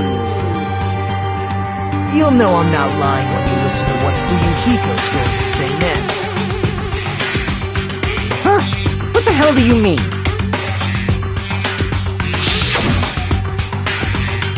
You witnessed Nekomaru going toward the tower. Did something else happen after that? Are you talking about that alarm? Alarm? A little while after I witnessed Nekomaru, the clock in the Strawberry House lounge started going off. Plus, it was just before that rumbling sound occurred. That's it. So that's what it is. If Nekomaru died when the rumble happened, then whoever doesn't have an alibi at the time is the prime suspect. Really? Was there anyone who didn't have an alibi at that time? I remember now. The sound was so loud I couldn't help bolting from my room. There was one guy who never left the lounge. We were both on the same floor. It's pretty weird that bastard never came out of his guest room. Which means that person does not have an alibi for when Nekomaru fell? Who is it? Who's the bastard?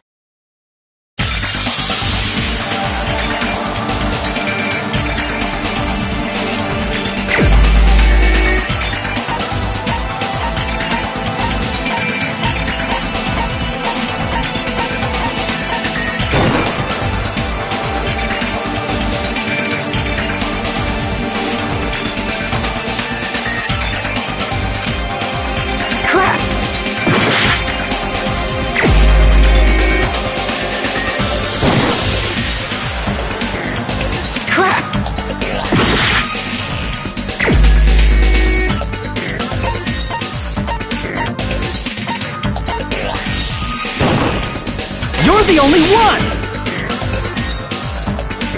The one who wasn't there. It's you, right, Nagito? That's right! Nagito wasn't there! It was just me, Gundam, and Fuyuhiko.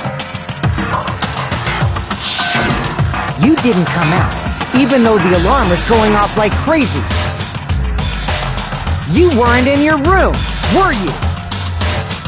If that's the case, where were you? Please, say something! If you don't hurry up and answer, I'm gonna suicide dive you! If I may be frank, even if I wanted to go to the lounge, I couldn't. You couldn't? What do you mean?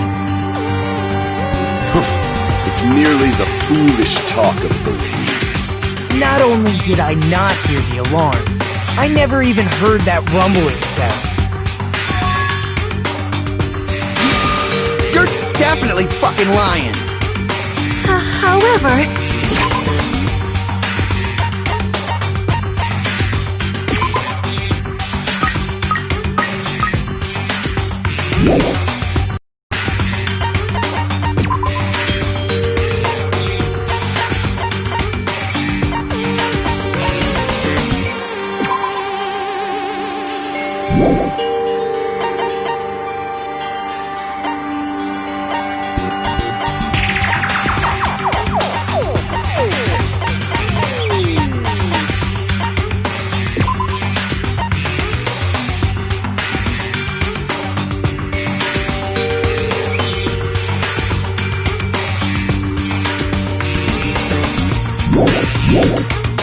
is also true for me. It is obvious that I did not hear the alarm in Strawberry House. But I did not hear the rumbling sound either. Is that not strange? I mean, everyone else heard it. To be honest, it's not just them. The same goes for me too. I was in a pretty deep sleep, so I thought that's why I couldn't hear it, but it wasn't that. I probably couldn't hear it at all. Couldn't hear it? What does that mean? You still don't know. Think about what the three of us who didn't hear a sound have in common, and I'm sure you'll figure it out.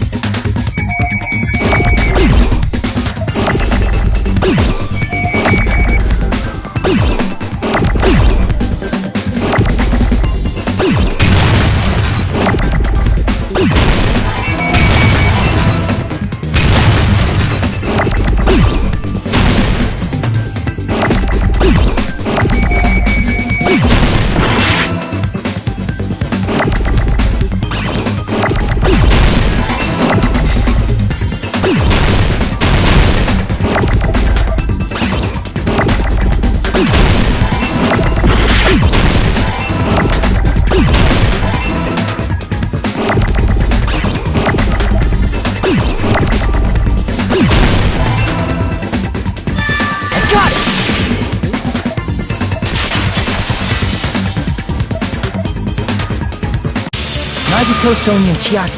The three of you were staying in deluxe rooms, right? If I recall, the deluxe rooms are...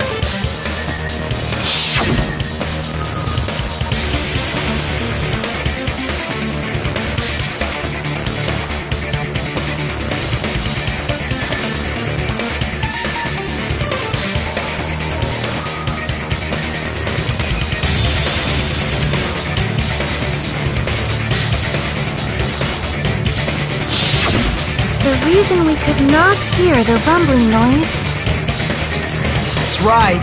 It was because the deluxe rooms have superior sound insulation. You actually noticed that. Nice catch, Hajime. Are you using your ultimate reserve corps student talent? Now then, you guys must understand by now, right? The true identity of Nekomaru's killer. Hold on a sec! Why does that lead to who the killer is? Why? Well, that fact just now is a very important clue, and a decisive factor in identifying the killer. Decisive factor?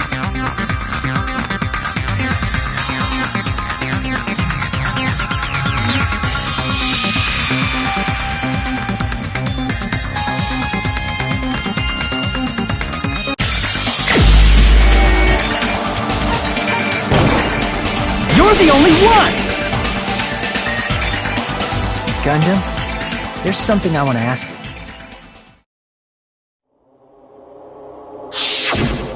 When the alarm rang at the Strawberry House Lounge, you rushed over there too, right?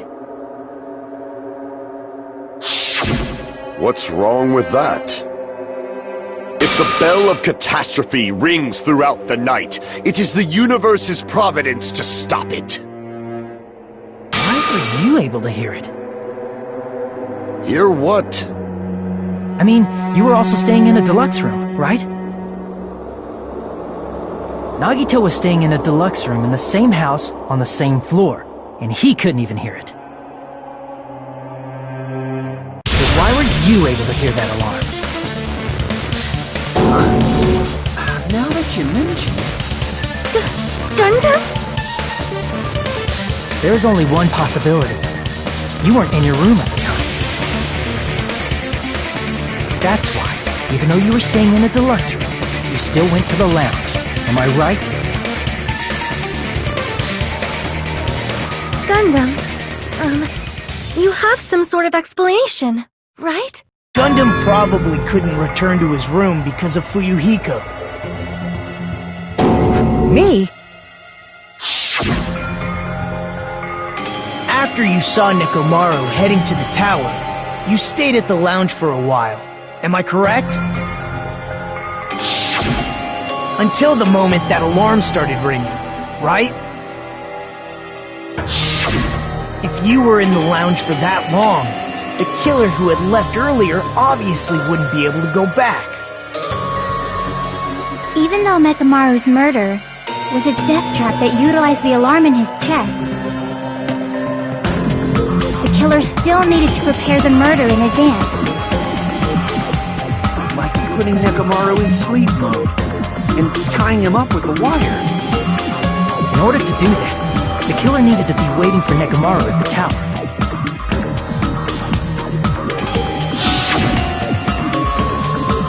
Which means when Fuyuhiko witnessed Nekomaru, the killer was already at the tower. And once they tried to go back, they couldn't because Fuyuhiko was at the lounge. In their original plan, the killer should have returned to their room before the alarm in the lounge went off. And they were supposed to stay in their room. They weren't planning to come out and go to the lounge. Which means they wouldn't have heard the alarm or the rumbling sound, thus proving they were in the room. Just like us. The best case scenario would have been if those two in the lounge had gone to check the deluxe rooms. After all, if they personally saw the killer sleeping in their room, it gives the killer a stronger alibi. Unfortunately, they failed to secure that alibi. Because I was in the lounge. So the killer couldn't go back to their room, and ended up hearing the lounge's alarm.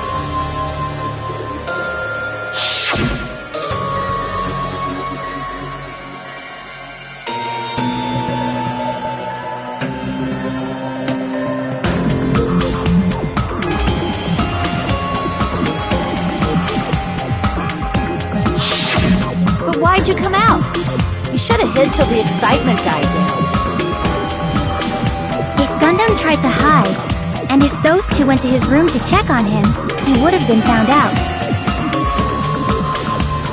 That would have been the worst possible outcome. That's why he couldn't just stay hidden. If those two had just checked the deluxe rooms as planned, that would have been ideal, but... how ironic. The moment Fuyuhiko set foot in the lounge, your plan was doomed. Gundam? Please, can you at least say something? Answer me this. Including myself in my four dark devas of destruction, how many ears do we possess? Huh? The answer is 10.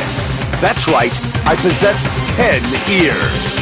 That means I have 5 times the hearing of a normal human. The soundproof system here may as well not exist.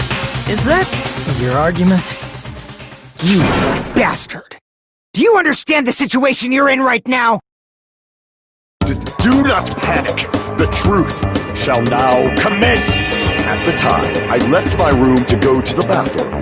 By coincidence, I heard the alarm. That's right. That's all it was. The world is always so simple. Are you saying it was just a coincidence? Isn't that timing a little too perfect? And yet, I'm being suspected by all of you. It seems it was actually horrible timing on my part. I see. You're still holding out.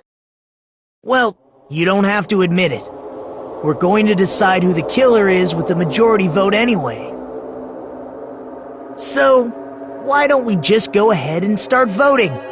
It's obvious that Gundam is the killer. Hold on a sec. You know, Hajime, this class trial, this killing, it's merely the opening act, you know. Hey! What do you mean the class trial is just the opening act? Perhaps I should say, it's just a farce. Just a boring farce. So boring, so stressful. I'm so painfully bored that I might develop stomach ulcers. Seriously! Let's just hurry up and finish this before I collapse from poor health. Nagito, something definitely happened to you, didn't it? At some point during the investigation, your behavior became even weirder. What actually happened? Did you discover something? Well, let's just leave that fun for later. And finish this opening act already. You said opening act again! Please hold on! We have yet to hear Gundam's rebuttal! But he's completely shut up. Perhaps he can't argue anymore. Gundam! I was simply at a loss for words after being dumbfounded by your pathetic assumption. In fact, I shall deny the very basis. Your assumption has been wrong since the beginning. Since the beginning? Based on your assumption, I hung Nekomaru from the 4th floor of the tower and made the floor descend to the 1st floor. From there, after returning to Strawberry House, I was present when the alarm at the lounge went off, correct? Although going to and fro is busy enough as it is, how would I be able to travel between both houses anyway? I see. The contact elevator was broken. As I recall, the killer tampered with the Grape House control panel, which shut down the elevator. Plus, the stopped elevator should have been facing the Grape House side. If so, the human who used the elevator would have left it at Grape House. For these reasons, it's an indisputable fact that the killer destroyed the elevator at Grape House. And what's wrong with that?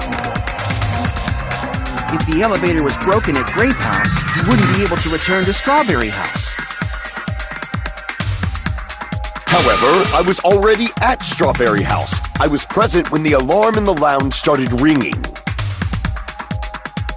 Which means your assumption is clearly wrong. Are you serious? And here I thought it's already been decided.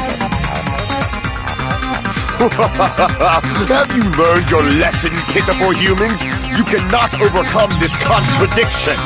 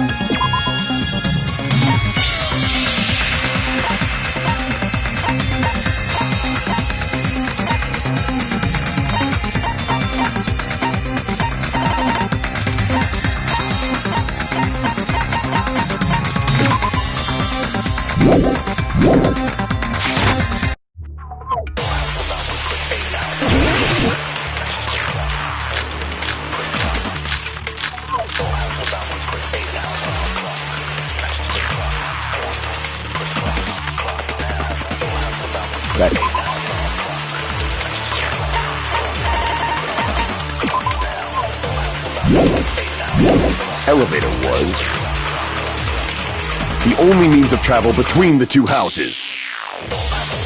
As long as that elevator was broken,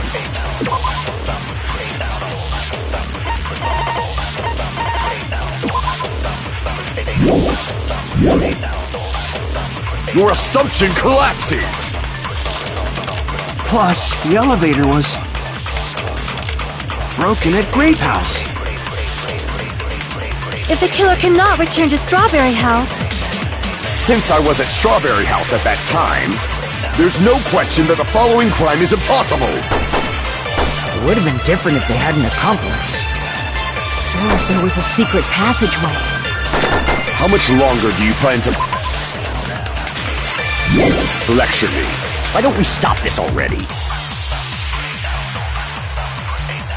That elevator, the only means of travel, as long as that your assumption Plus, the elevator broken at Grape House. If the killer cannot... Since I was at there's no question that It would have been different if they had... Or if there was a secret passageway.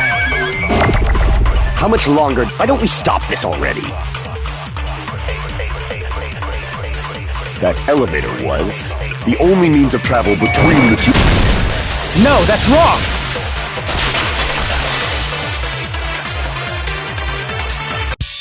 No, there should have been another way to move between the two houses without the elevator. Such a method does not exist! Then why don't we ask the person who actually used that method?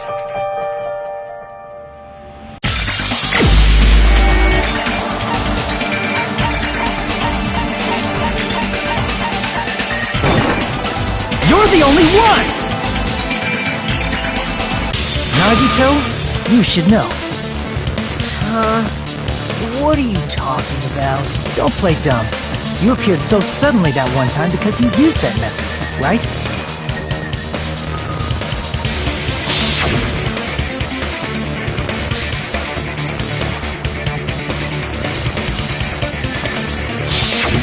There's a secret passage connecting the first floor of Strawberry House to the third floor of Grape House.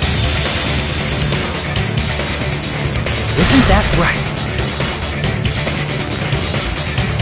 Jeez, once again, I let the reserve course show up. But you're right. There's a door on the floor of the Octagon, which is on the first floor of Strawberry House. After I opened the door and went down... Surprise, surprise! I ended up in the Monokuma Archive, which is on the third floor of Grape House. Meaning, the third floor and the fourth floor are actually connected. Plus, once you've cleared the final dead room once, you can pass through it as many times as you want. If they used that secret passage, they could have gone between the two houses as much as they wanted. Infinity Unlimited Flame! However, what if the killer was unaware of the existence of the final dead room? There's no way they didn't know. That is merely an illusion you have fabricated from your own suspicion. If you value your life, you should stop with your scrutiny. There's no way I can stop. You say? Don't make me angry! You wouldn't like me when I'm angry!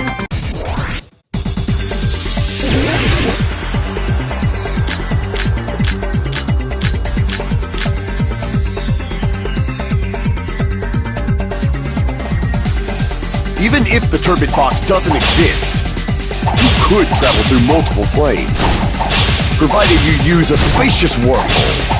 However, how frail I say! Your decayed illusion. Shall I feed you to the progeny of vile deities? Even if the turbid box doesn't exist, you could travel through multiple planes, provided you use a spacious wormhole. However, how frail I say! Your decayed illusion. Shall I feed you to the progeny of vile deities? I already proved the secret passage exists. The secret passage was at the Octagon. Know the limits of your own reasoning! You say the killer went to the Octagon? Don't bark, you cur! If you don't want to drown in the mail, at least pray to the key which dwells in the light!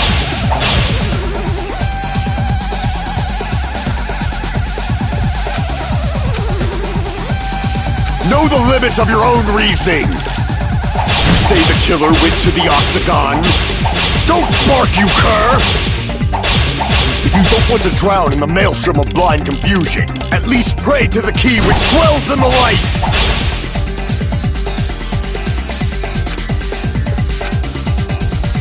Know the limits of your own reasoning! You say the killer went to the Octagon?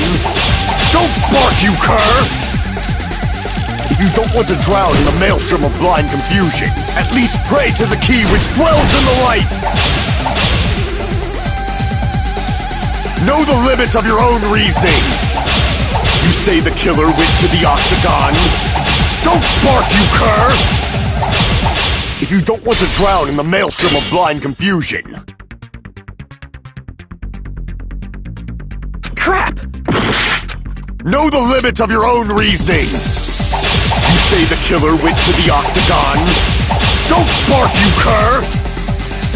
If you don't at least pray to the key which dwells in the light! Know the limits of your own reasoning! You say the killer went to the Octagon? Don't bark, you cur! If you don't want to drown in the maelstrom of blind confusion, at least pray to the key which dwells in the light!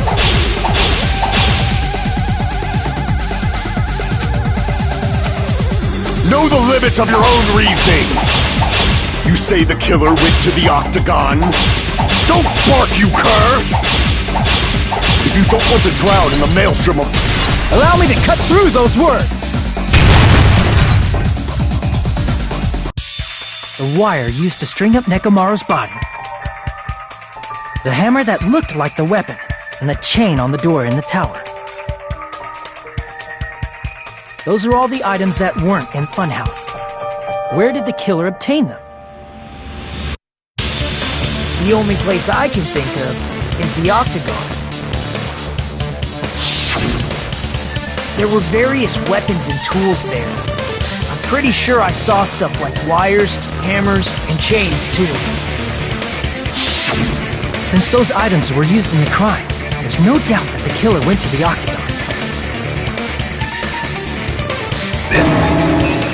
If that's the case, they obviously know about the secret passage too, right? It seems this is the end. Normally we'd end up listening to Hajime lecture us with a very long summary of the case. But there's no reason to waste any more time on this opening act, so I'm going to end this right now. Hey, what are you... First of all, by messing with all the clocks in the building, Gundam tried to lure only Nekomaru. The elevator was probably broken by that point. Thanks to that, Nekomaru wasn't able to go to Grape Tower, which was supposed to be the meetup point. So he tried going over to Strawberry Tower, just like we did when we found out the elevator was broken. Well, it's obvious he'd attempt that. At that, we didn't know the two towers were the exact same place. Also, the button in Strawberry Hall wasn't broken, so he was easily able to enter Strawberry Tower. But surprise! Nekomaru's arrival! Hold on. If Nekomaru didn't go to Strawberry Tower, what would the killer have done then? Their plan was a balancing act of uncertainties, but even if they failed, they probably wouldn't have minded. They can just greet everyone the next morning as if nothing happened, and come up with a different plan. And, without such a risky plan, they wouldn't have been able to lure him at all. I'm going to continue summarizing the case, okay? Through this, Gundam successfully lured Nekomaru to Strawberry Tower. There's no way he could fight head-on with the robotic Nekomaru, so by pressing the goodnight button, he rendered Nekomaru powerless without fighting him. Hold on! What did you just say? That I didn't battle? What's wrong with that? Don't mess with me! Don't mess with me! I cannot ignore those words! Why are you angry all of a sudden? You fools do not understand! You don't understand at all! Ha! You make me laugh! After all this time, you still don't understand anything at all! I don't understand anything. What does that mean? It appears I cannot finish just yet. Maybe I'm just a human destined for hell. However, I cannot finish just yet. I cannot finish! What do you intend to do? It's obvious! I'm going to destroy your illusory assumptions! Are you saying you still have more? You still have room to argue? Your words. You said I pressed Nekomaru's goodnight button. However, that button was on the back of Nekomaru's neck. To press it, I'd have to get behind him. It's not easy to get the drop on Coach Nekomaru. It's even more difficult if it's a one-on-one situation. Just as I thought, truly frail. Succumbing so easily to this simple argument, it was just a mere illusion. If you want to set me up as the killer, at least surpass your own human limitations. That's wrong, Dangan. You're the one who's wrong. Such a wonderful line. However, I cannot say that I'm satisfied. Listen well. I shall teach you 2 tips for making someone admit their defeat. First, you must crush them with your own overwhelming power. And as for the other, you must provide a reason that will persuade that human. You have not fulfilled either of those yet.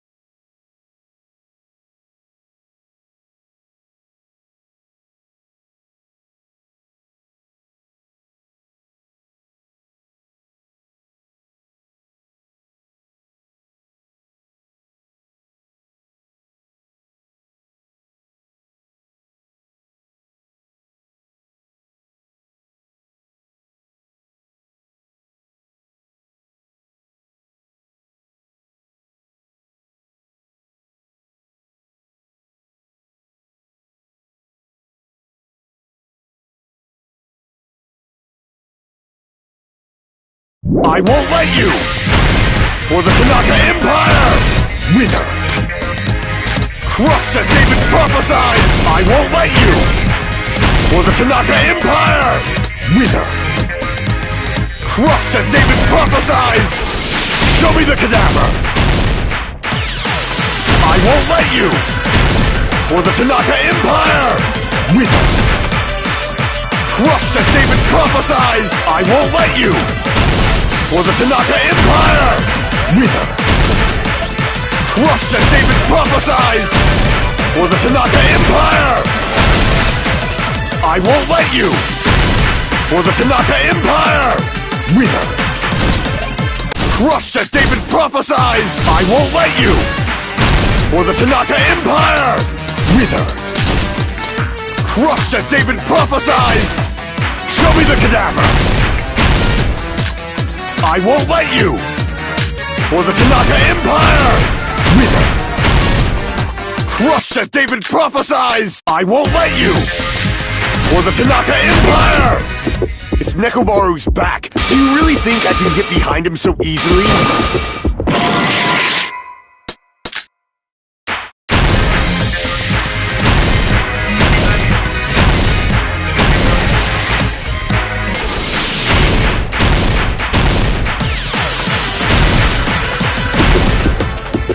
Nekomaru's back! Do you really think I can get behind him so easily? This is the end!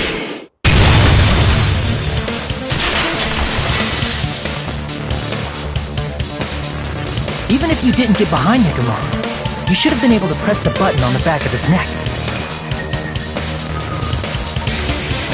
As long as you have the power of the hamsters you keep with you!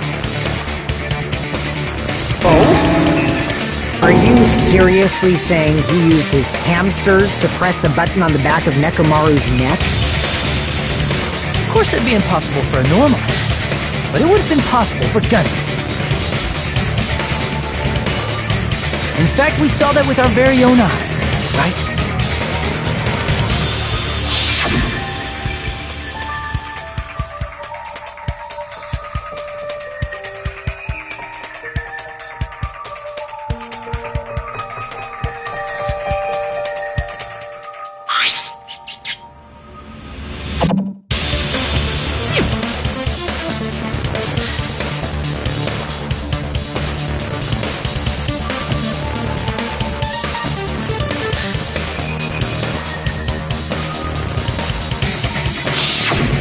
Now that you mention it, after Ibuki was killed in the music venue, one of Gundam's hamsters retrieved the piece of wallpaper from the baton lighting, right?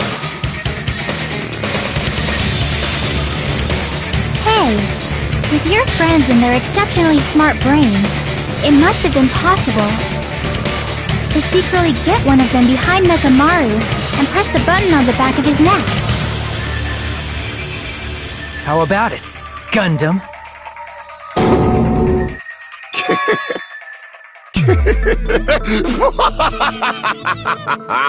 Not just myself, but you actually brought up how splendid my subordinates are. I have no recourse but to admit it. Admit it? Did you say you admit it? It appears I've obtained a one-way ticket to hell. Fine! Then you must trample me underfoot and advance.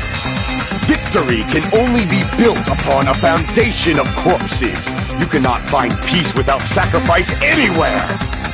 Now, trample this life. Trample it as though it were mere trash on the side of the road. Pull the curtain strings of this worthless performance with your own two hands.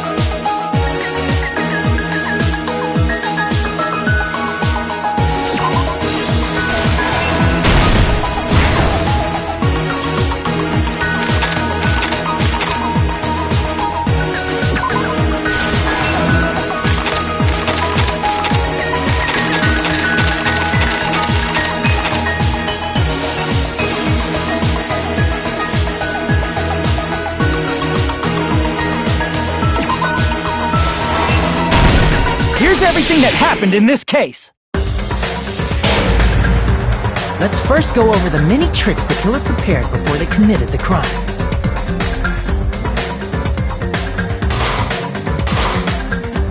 First, they destroyed the contact elevator.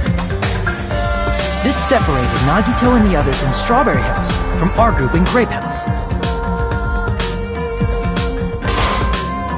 Next, they lured Nekomaru out by himself by turning back all the clocks in the funhouse by 2 hours.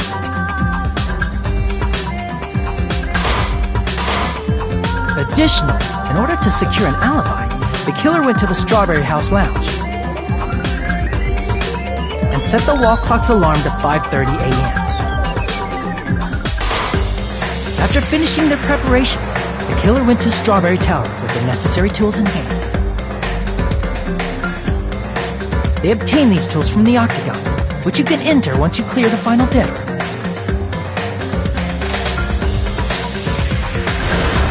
This means the killer discovered the secret of the funhouse faster than anybody else. That secret being, Strawberry House and Grape House are actually the same building.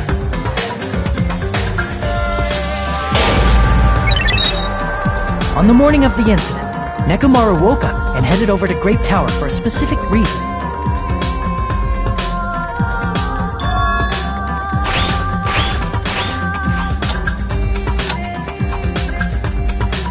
There, Fuyuhiko, who was at the lounge by coincidence, witnessed Nekomaru.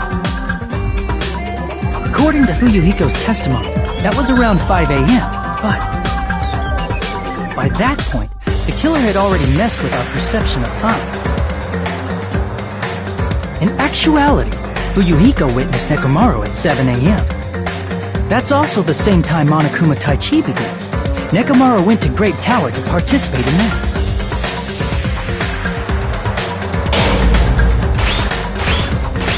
However, because the contact elevator was broken, Nekomaru was unable to go to Grape Tower.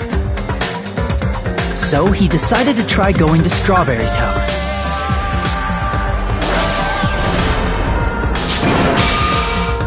But the killer was waiting for him there.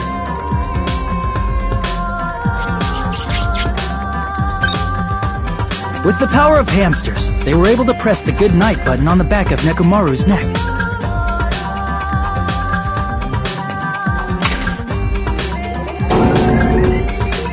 This forced him to enter sleep mode, rendering him immobile.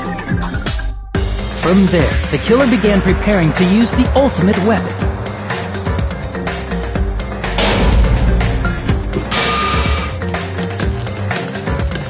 First, they set the alarm in Nekomaru's chest to 7:30 a.m. so he'd wake up.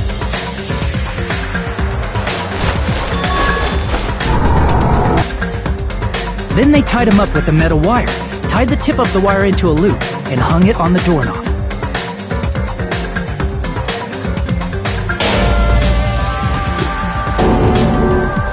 After leaving Strawberry Tower, the killer then destroyed the door button to Strawberry Hall.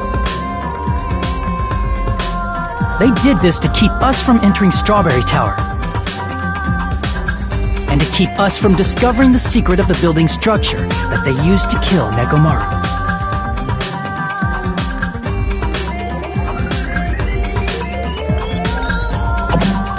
Then, they used the secret octagon passageway to travel to Grape House. After arriving at Grape Hall, they pressed the button to open the door to the tower.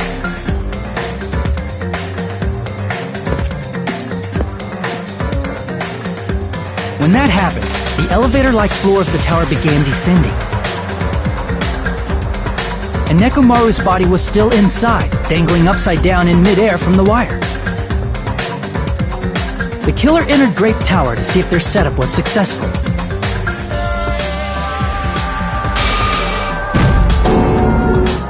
And placed a hammer on the floor to look like the weapon, then wrapped a chain around the back door.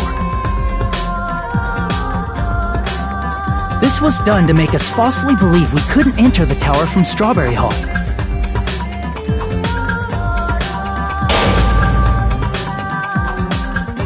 With this, the killer finished their setup and tried to go back to their room using the secret passage, so they could craft their alibi when Nekomaru died from the fall.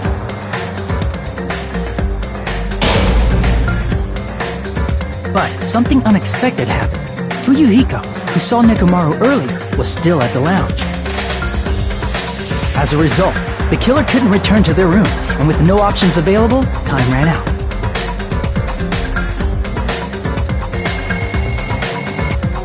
The lounge's wall clock alarm started ringing at 5:30. Well, actually 7:30. To avoid a worst-case scenario, the killer was forced to appear in front of Fuyuhiko with the others.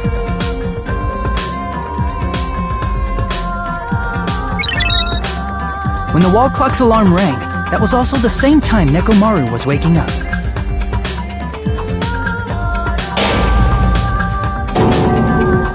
He woke up while he was still hanging upside down, so he couldn't help but sway his body powerfully.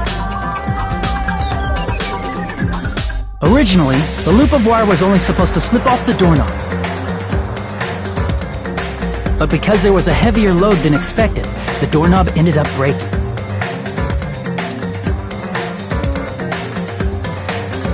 Nekomaru fell from the 4th floor all the way to the 1st floor. He crashed into the pillar, which decapitated him on impact, and died. The sound of Nekomaru's impact echoed throughout the funhouse. However, by this point, the killer's plan was about to fail, thanks to the broken doorknob and Fuyuhiko. Meaning, the killer is someone who wouldn't have heard the alarm if they were in the deluxe room. They also wouldn't have been able to return to their guest room, because Fuyuhiko was at the lounge.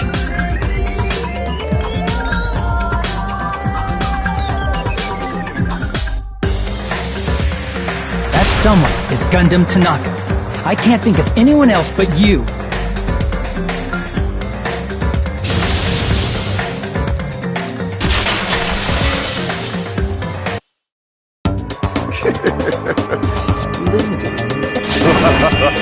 That was splendid! For a mere human, you did quite well. Stop. Stop it already. Stop using weird words to avoid the truth. Or I'll friggin' kill you myself! I cannot believe it. I just cannot believe. You killed Nekomaru? I cannot believe something like that! You don't wish to forgive me? Do you feel regret?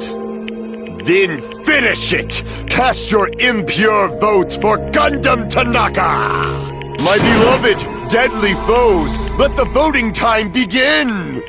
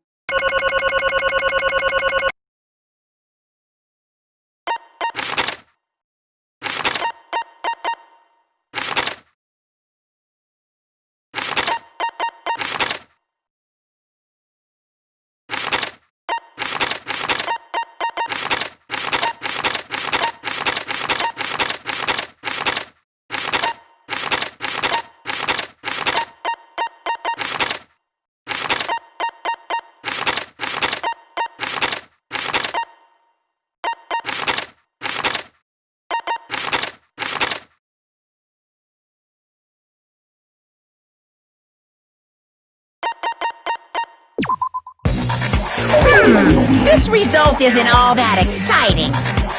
Now then, please pull the lever in front of you and cast your vote. Who will be chosen as the blackened? Will you make the right choice or the dreadfully wrong one? Please pull the lever! Crap! I bit my tongue at the most important part!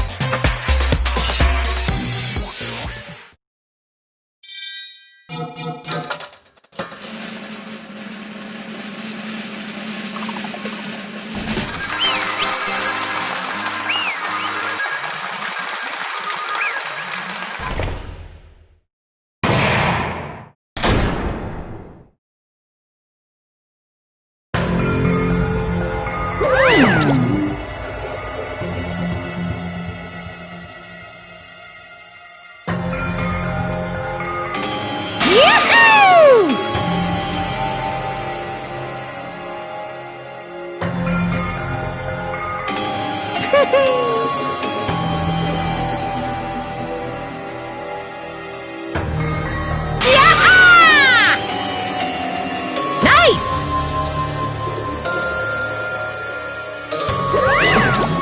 Now then.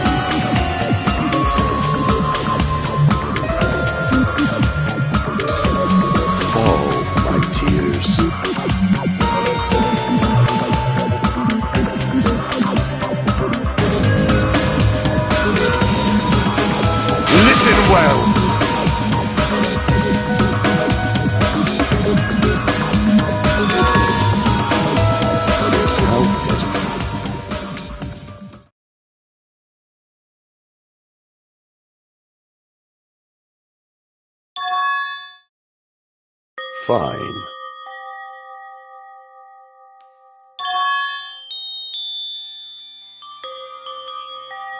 Damn it! This, too, must be the will of causality.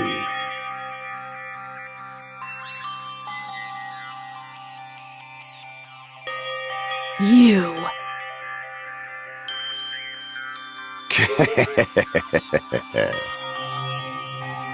Let's make history.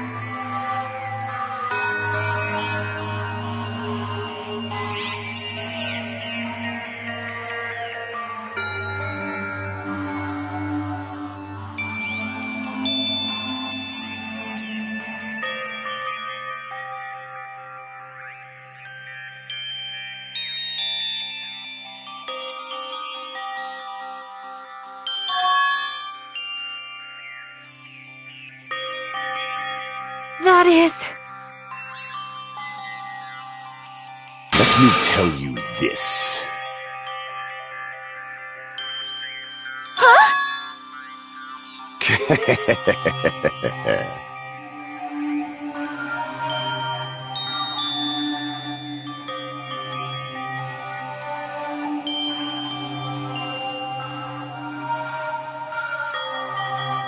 I can see it!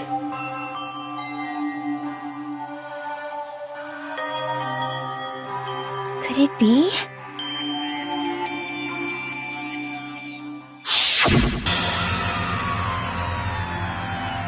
Sensing even my subtle killing intent, as expected of you, Nekomaru.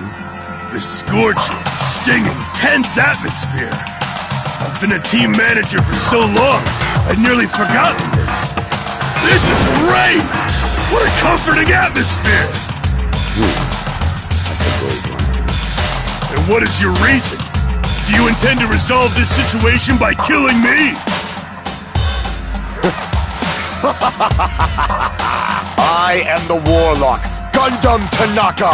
Heroes, Lords of Darkness, and even the gods themselves flee from me! I need not cling to any trivial reason. I'm simply going to kill you because your very existence is an annoyance! You'll drench your soul with evil until the bitter end, huh? Splendid! In response to your spirit, I shall kill you with all of my might! I won't go easy on you! Don't even think about holding back! Don't waste your breath on cowardly tactics! Give me everything you got! Nekomaru need I! Your blood will drench the foundation of my empire! That is...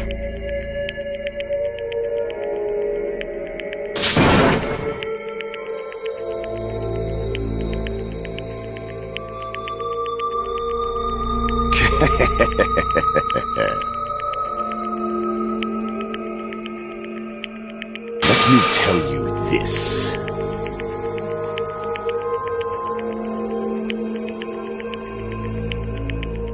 You weakling!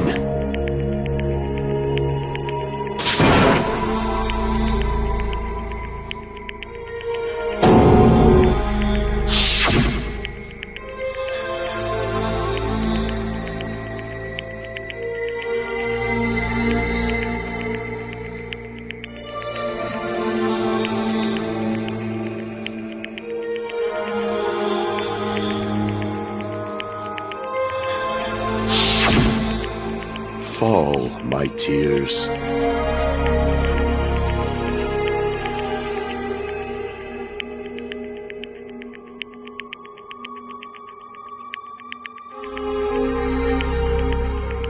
If you flinch, you will die! Let me ask.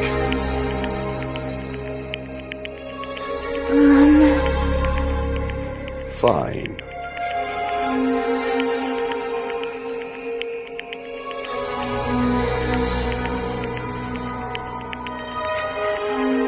Listen well!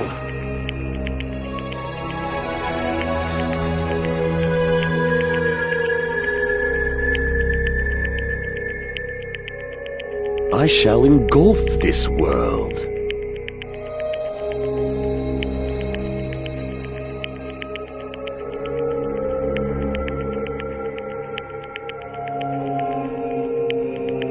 I renounce you!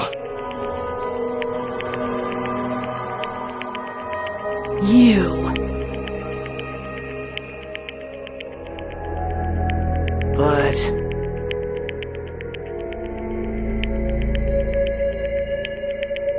Damn it! Fine.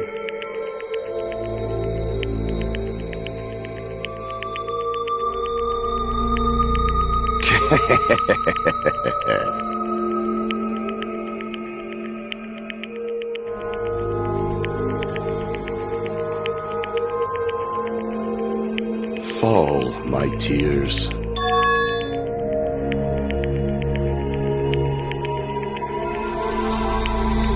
Oh. You...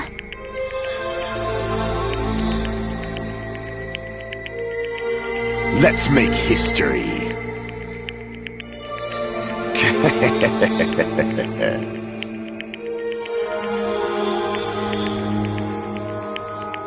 Well?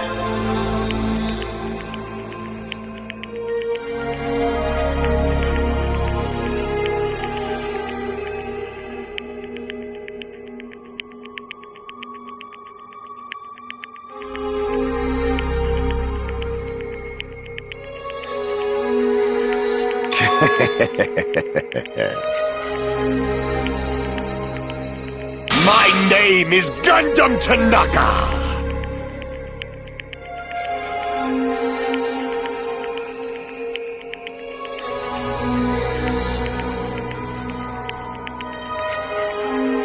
Fade like dust in the wind.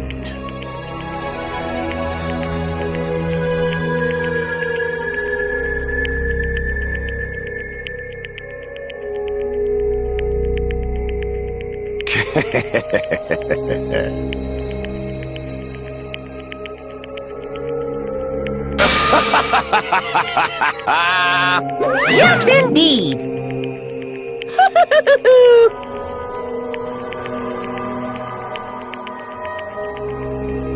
Please wait! I beg of you! Huh? I beg of you! How pitiful.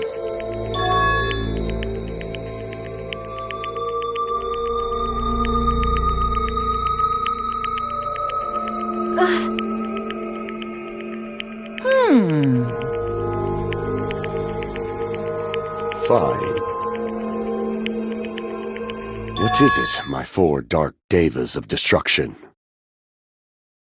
Are you worried about me? Oh, my feared four dark devas of destruction, that is not like you at all. However, there is no need to fear. In this world, I am only a temporary visitor.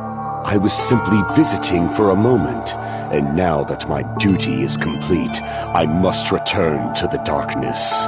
That is why, until the very end, pride, conceit, courage, insolence, fearful of nothing, daunted by nothing. Let us laugh uproariously! That is Gundam Tanaka! I shall stick with my evil until the very end! Open sesame pandemonium! I shall fill hell with true hell! Let's give it everything we've got! It's punishment time!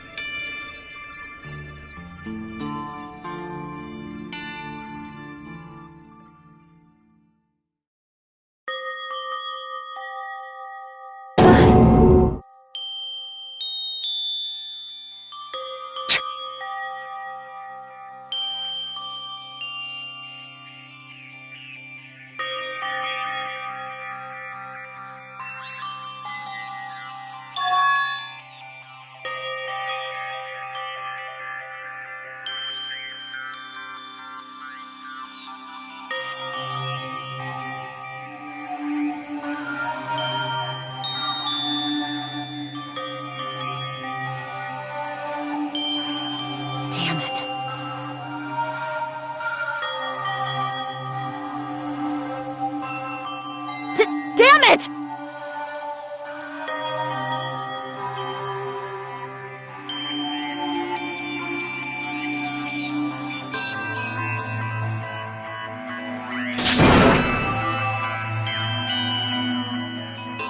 Worst. Oh.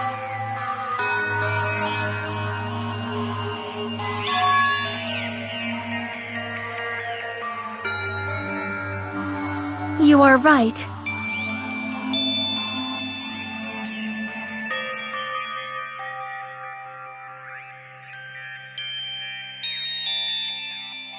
You are right.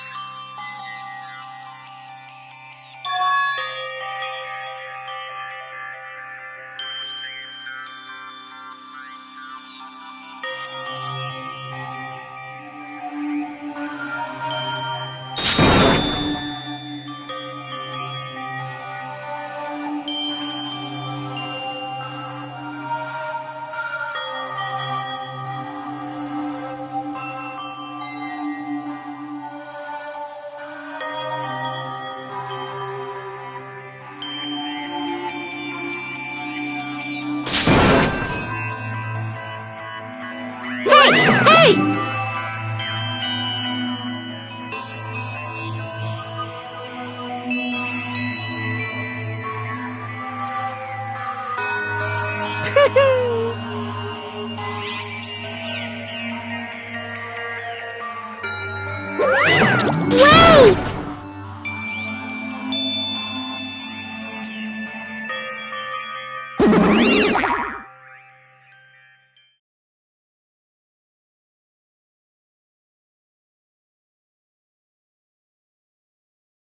Now then.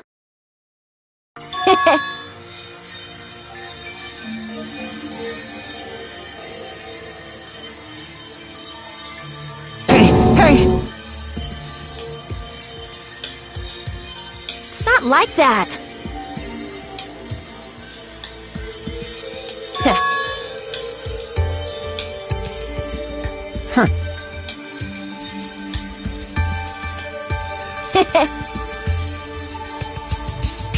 Hey!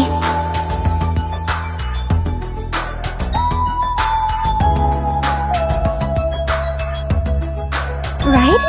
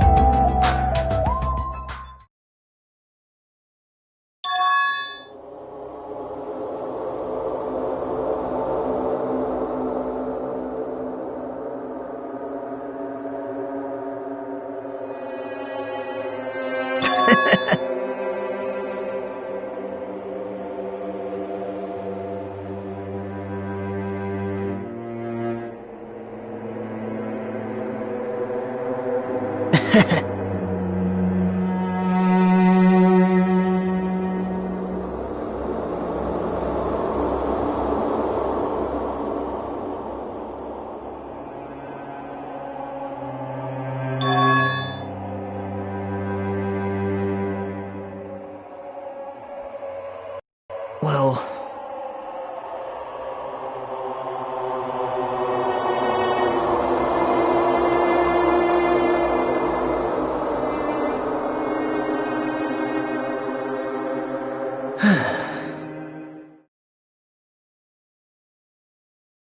Damn it!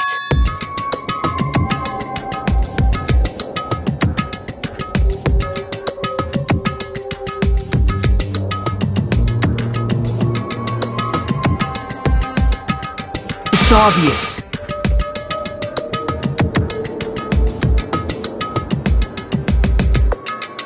Monokuma appears! Now then.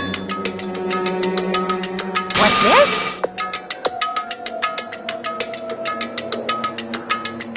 What's the matter?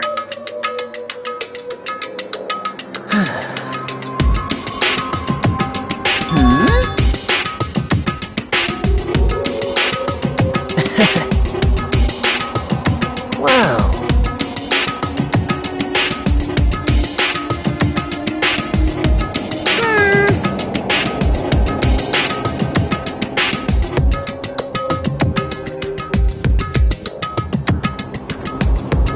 Hello.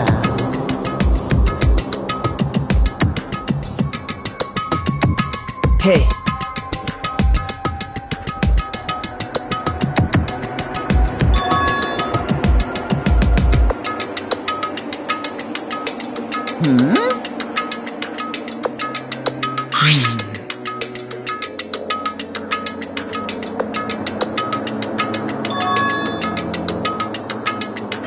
Say what?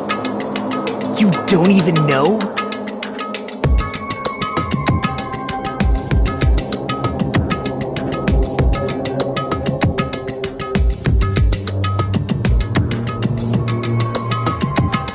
Isn't that right?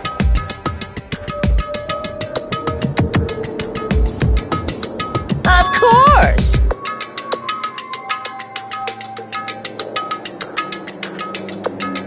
but...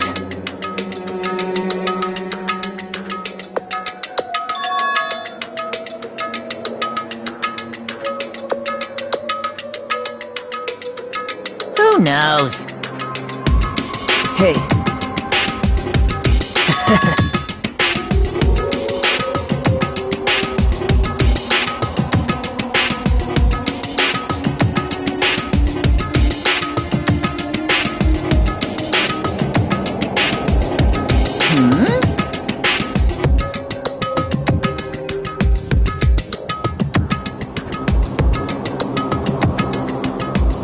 Well... right?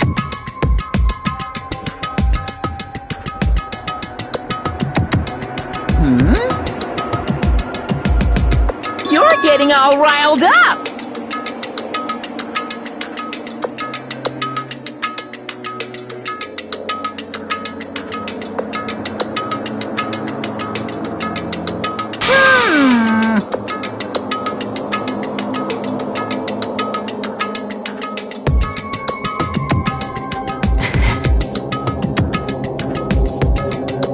No, no!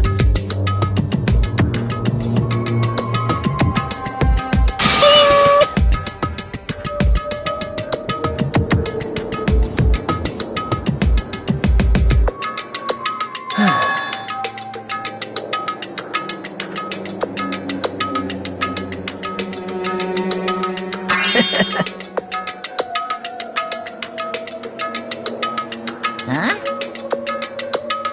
Hey.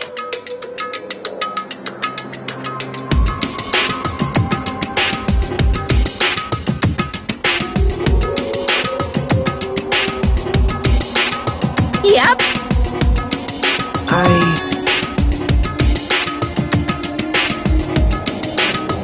Right?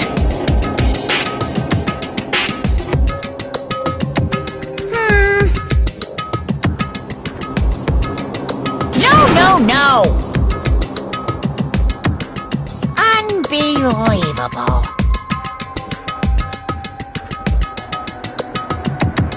Well...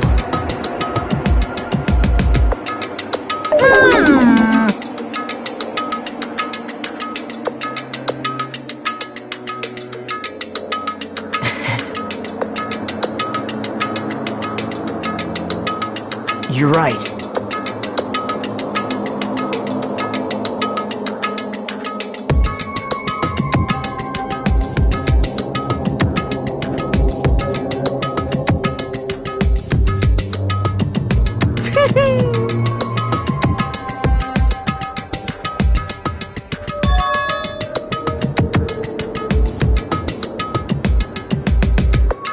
Huh?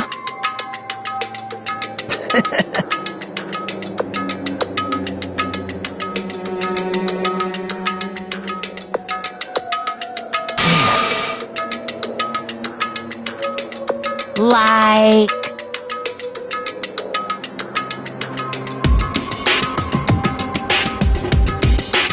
Well... Say what? You don't know?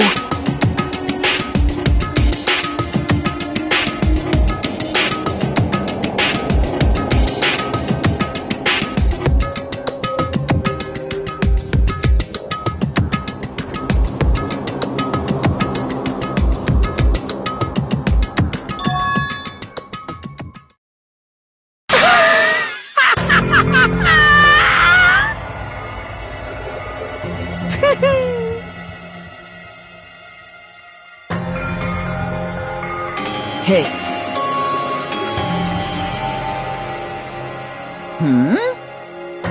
See?